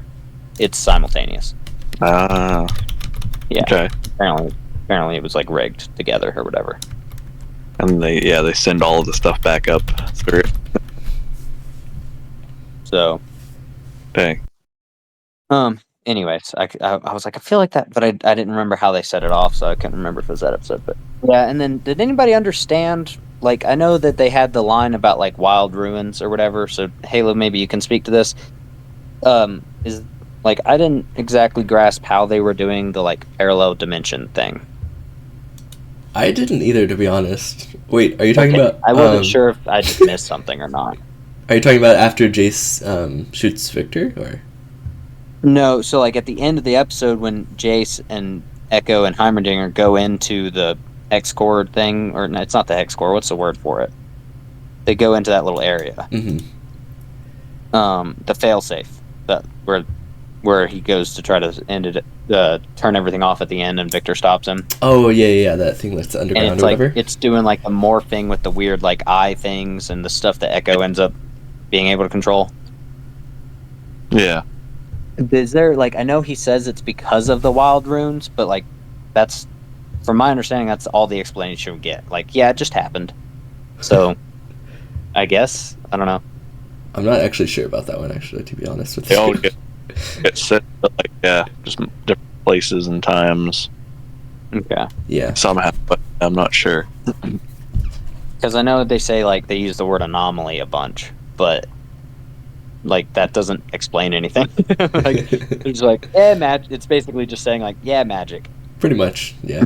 Okay. I think it's a lot about this show, actually. It's just like, it's not that deep, really. It's just it's just you were shown a lot of really cool things. But I know there is obviously lore and stuff to it. But I know there's like the world ruins that rise is trying to protect that there was like the Rune Wars way back in the day, and they like destroyed a lot of Runeterra, but they had to like hide them away, and Rise was one of the people doing that. But I don't know if that's related, because those are what were called world runes, not wild.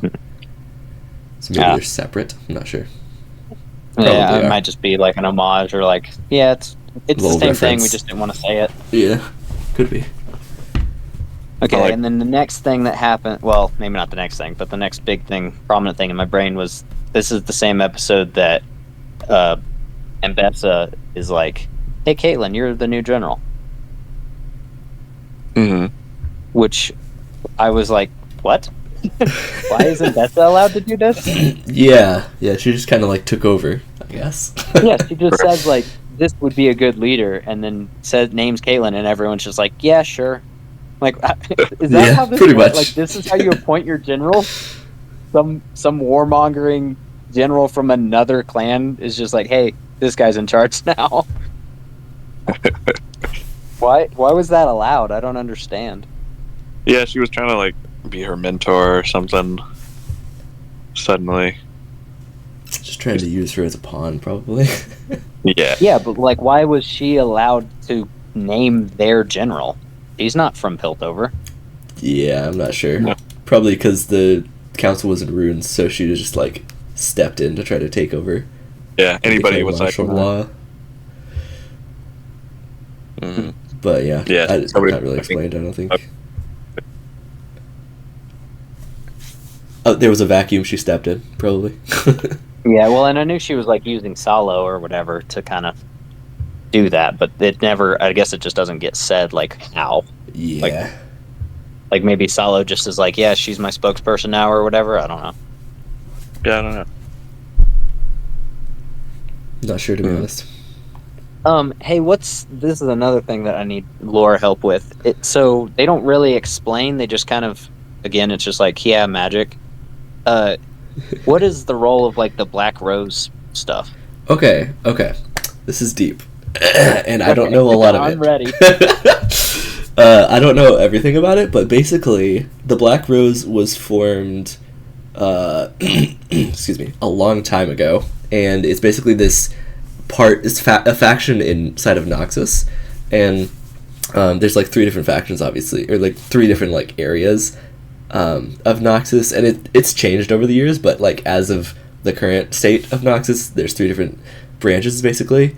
The one is the Black Rose, and it's like the magic and like that side of it. There's another one which is like what's the word, like I'm blanking, but I'm just gonna say like smarts. It's like the thinking, the mind side, and that's like what Swain is, which I don't know if you've heard anything about Swain, but he's pretty much the leader of Noxus at this point.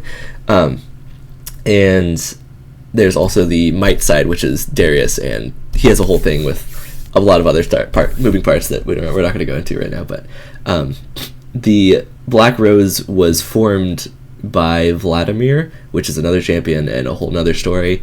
But he's like a super powerful mage. He does blood magic and stuff.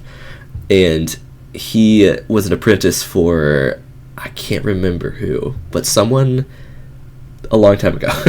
And he formed it with LeBlanc, which is the girl that you see, more or less see, in like the little Mel visions, the flashbacks and stuff. Or like right. In that little thing with the chains. LeBlanc is like, there's not really much known about her, but she's pretty much one of, if not the most powerful person or power in like Runeterra, pretty much. She's like super strong, and she has been living for like a long time as well because of the black magic that she uses. And they basically formed this like, not coven, but like sort of like faction of magic users that are like really, really powerful, and it's called the Black Rose. So the faction is called the Black Rose. But LeBlanc is trying to interfere to get Hex Tech and stuff, so that's why she's like trying to basically she wants to convince Mel, which she sees that Mel has this power, obviously, that we find out at the end of the show. She wants to convince Mel to like join the Black Rose so that she'll be part of it, and they'll be stronger and everything. And Noxus is always trying to conquer basically all of Runeterra, like throughout their entire like existence. So yeah, it's basically a champion called LeBlanc, and she uses chains is one of like the main thing that she uses as one of her abilities. But she, I'm sorry, what was the question exactly? Just keep going. Just keep going. Well, so you had mentioned something about her that I didn't know. As opposed to you're saying she's a really powerful character, and then as far as we know, it looked like she died right at the end there. So, but you said something about that. So, yeah. So basically, at the end, which I think we're skipping a little bit ahead, right? We're like the ninth episode, but it's fine.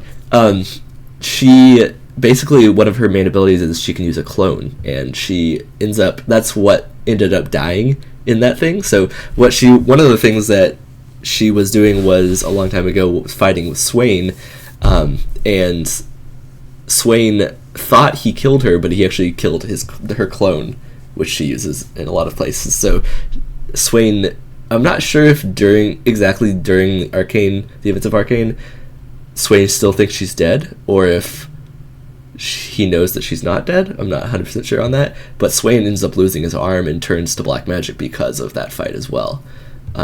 Wait, no, not that fight. Sorry, Swain was fighting Aurelia from Ionia. That's a different area. But yeah, it's kind of confusing, but it's not. But yeah, I thought that was cool. Yeah, so actually, she didn't actually die, and she's not the Black Rose. That's just like the faction that she's a part of. So yeah, she's still alive. No worries about her. She's fine. I was not so new to this. She uses her clone to get away with like pretending like she dies, and just escaping death in a lot of ways, for sure. Smart, yeah. But she's super powerful, so pretty crazy that Mel could like cast her and take her out. Yeah. Very interesting. Yeah. But then Mel's introduction to all that, like, she's got, is it, I guess, yeah, it's not just because of the blood, but like, yeah, because of the latent power that was in her, that was repressed. I didn't understand how Mel also had the power. Like, maybe I missed that. Yeah, I'm not sure, to be honest. They were they trying to say that like Mel's father was different and that's why he got it? It might be. I'm not really sure. I'm not sure much about her character at all, because she isn't in the game, and right. Maybe there's lore about her, but none that I'm aware of. Sure. Yeah. She's probably onto the new character. Yeah. I mean, yeah, exactly. Something like that. Okay. But she seems to have some pretty cool powers. I mean, she kind of looks like Karma, which is a champion for a while there, but I don't think it's Karma, because that wouldn't really make much sense, because she's very separate from a different region and everything, so yeah, they would have to rewrite a lot to make her that. Nah, yeah. I'm sure you'll see her, though, soon. Oh, yeah. Well, she clearly takes over the Medarda line and, like, the power in that area as well, so that's kind of interesting. You were playing, like, they introduced Mbessa or something. Yeah, they added actually Mbessa to the game, and I'm not sure why they decided to just remove her from the show, but yeah, that was really weird. That was like, oh, we got a new champion. She's gonna be alive for a while. Again, the show is just to service the game. I mean, yeah. So the have game they added is not Savika canon to the game yet? Because I feel like they have to at this point. No, not yet. But there's some theories that people are gonna be adding, or they're gonna be adding some more champions to it, like the next few. Obviously, Victor looks very different in game, so I think that's gonna be one of the next ones. It's gonna be like a visual update and everything, and a gameplay update too a little bit. But yeah. Sure. So guys, I think we may have bit off more than we could chew, and maybe we do this by act. So we kind of got through 3 episodes. I mean, we jumped around a little bit, That's true. but Yeah. we basically did 1, 2, and 3. All right. So maybe we do this. We split it up into acts. What do you guys think? That sounds good. That's fair. Yeah. Yeah. I'll have to rewatch the next few as well to get a refresher. Yeah, I might have to, if I can. Okay. So rating. Yes. So, well, I mean, we can finish. I guess there was a couple things we didn't touch on in this episode. I knew we were approaching the kind of time mark that we were aiming for. So I want to make sure it got noted on before we just blew right past it. Definitely. Yeah, I think out of the first 3 episodes, I don't know. I really liked. I think I was pretty high on all of them. Like the probably the second or third episode is my favorite. First one did a lot as well. I don't know. They're all very close for me. What do y'all think? They like doing their, obviously the 3 episode release and drops and everything. So they like building up. Obviously the first episode's kind of big and the second one kind of bridges it. It's just your normal trilogy. The third one's pretty much the best. So Yeah, that's true. That's what I do big. think the first one rivals the third one pretty well. I was about to say I'm on the opposite end. I think my favorite, which this is kind of true of the whole season, but I think my favorite is episode 1. Yeah, because it progressively and it falls apart the farther you go. I think.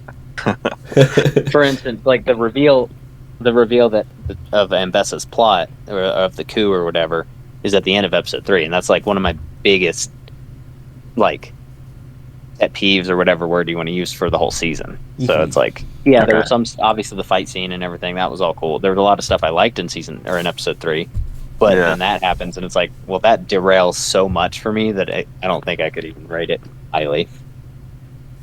There's one thing I wanted to bring up. I thought was really cool how the players of League, when these acts were dropping, Halo can talk about this, but what they did with the client during that time, they released like special mini games. Yep. Yeah, they had a lot of cool stuff. They actually did some stuff for Teamfight Tactics as well, but nice. They actually, like, the whole set in Teamfight Tactics is like Arcane themed, so we could just jump into the auto chess type of world and do that. But yeah, they had this like little mini game where it's called Jinx Fixes Everything, and like Ruins is like crossed out. There's a line through it. And yeah, it's in the client. It's pretty cool. You can get some like free rewards in the game as well as just Singed skin, so for free if you play through all 3 of them. But yeah, it's really cool. They had like I think the first one you explore the little area that Vi has her like little punching bag from the first season, like not the punching bag, but like the arcade room. Yeah, and they have like the little hangout basically that Milo, Clapper, Vi, and Powder all hang out in. So you kind of explore that, which is pretty cool, and you prepare Savika's new arm thing, or created, I guess. Her arm, basically. Yeah. So it's kind of like, it kind of fills in like space that the show didn't get to show, you know? Yeah. It like kind of like, where did you get that from? Oh. Exactly. So I think that's really cool. Yeah. And then in the second act of that game, you also got... They dropped it like a few days after each like act dropped from the actual series as well, which is cool. Right. But yeah, the second act, you actually go into the last drop, which is like Vander's little, head of operations, but as well like a bar area. Yeah. And you kind of get a cool look into that, as well as you get to repair the record that was playing in that flashback with the Vander and I keep forgetting her name, but the girl that Vander likes and Silco likes in the flashback. Is it like Julie something? Julie? I can't remember. Maybe that's wrong. You might be right. Juliet? No. No. But yeah, and then obviously the music as well. The music disc, you had to repair like the record player, and you actually had to go into like Silco's office in that one as well, which is kind of cool. Nice. Which is obviously Vander's old office or whatever, but you get to like look in a safe, and it's really cool. You get to see a lot of interesting things in that, and it's really cool. I mean, you get to explore inside of the show, which is like really awesome. Exactly. Yeah. And then in Act 3, it's a little bit smaller. It's just like you're inside the Firelight Tree, pretty much, and Jinx is just building her final weapon, her new rocket launcher and stuff, and minigun like combination, and has some cool stuff as well. But yeah. Nice. I like it. Yeah. I guess we should also touch on the kind of end credit scene or whatever you want to call it for the episode 3 too, huh? 3 also. Was it the Warwick? It's the Warwick. Yeah. Yeah. Like hanging over. Yeah. that shot was really cool. Singe just sitting beneath it. My creation. Yeah. Gets to have his Dr. Frankenstein. Yeah, exactly. Moment. Should we save the Warwick talk for next time, or? Yeah, I think so. Probably, because we can get pretty deep about that. Yeah. All right. Yeah, I don't know. We'll save it. We'll save it. Yeah, for sure. But yeah, that was good. That was good. I liked it. We can definitely. I mean, we could definitely go on and on if we needed to. So Yeah. Yeah, we could talk for many moon, and eventually, I think Ninja Bean and I were talking about this. We're gonna kind of do a real deep dive into this one, aren't we? Is that what we decided? I was thinking we do this and then figure out what we want to do based on that. Yeah. Okay, cool. I thought this Yeah, was this was going to be unique because we have Halo here, able to answer some stuff that we wouldn't be able to necessarily look up. Yeah, so I like this, man. Halo, are you going to be able to do the other 2 acts at some point? Yeah, I'd be down. Definitely. Yeah, we appreciate that. Sounds Thanks fun. for coming out this time as well. Of course. Thanks for having me. Getting us started. And That's fun. yeah, we're excited to talk about more Arcane coming up on the channel. But yeah, if that's everything, any closing remarks or anything? Arcane Season 2 sucks. No, It's not that You're bad. wrong, and tune in to see why. No, it doesn't suck. And I actually do want to say this. It is not like a bad show. Like, I don't want people to misconstrue how I feel about it. I still like Arcane as a show. I was mostly just disappointed by season 2, I guess is the best way to put it. Which still sounds harsh, but That's okay. I don't know. Season 1 was a lot to live up to, you know? Like You you know, said, you did preface by saying it was a hot take, so I did. There was fair warning. And but you also said you're like I've only seen it once. I am going to rewatch, So I will rewatch it at some point, but I think my biases were just kind of on overload because of how disappointed I was. So hey, I'll go back and rewatch it with fresh eyes at some point. But it's everything's subjective, and you felt a certain way. So I mean, that's fair. yeah, it's art, right? I'm allowed to like and dislike art. Everybody's allowed to their opinions, whether they're wrong or they're mine. And it makes for a more interesting discussion when you're on the opposite sides of something. Yeah, we had talked about that too. Like, it's more fun when we're not just in lockstep on everything. Yeah, exactly. I'm not biased in the way that Halo is, but I'm biased in another way for this show. So I'm definitely kind of like starstruck in a way. And next time we'll do a tier list on our favorite champions from the game. So. No. Oh, that was okay. Yeah, Or from the show. For the next podcast, I had another idea for something like that'll be pretty fun. But yeah. Oh goodness. All right.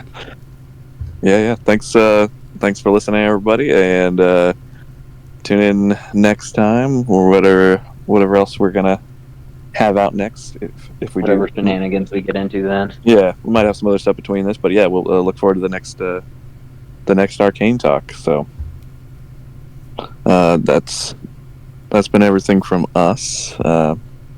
Thanks for coming on, Halo. Of course. And definitely check out if you do like League of Legends content. He has got 1,000 videos of it, so go check out his channel. Will be in the description. Man, thanks. That was fun. Yeah, definitely. Thank you. He does a really good job covering a lot of what's been going on, everything League and so far. So yeah, he's the place to go. Yeah, go ahead and Appreciate it. tell everybody where they can find all your stuff at. It's pretty much just Halo MCA everywhere, but mostly just Twitch and YouTube right now. I'm working on a Discord, but haven't really opened it to the public just yet. Right. Cool. Awesome, man. Awesome. Yes, sir. Well, yeah, this is a good time. Hope to do it again soon. All right. We'll see you guys later. Bye. Good day.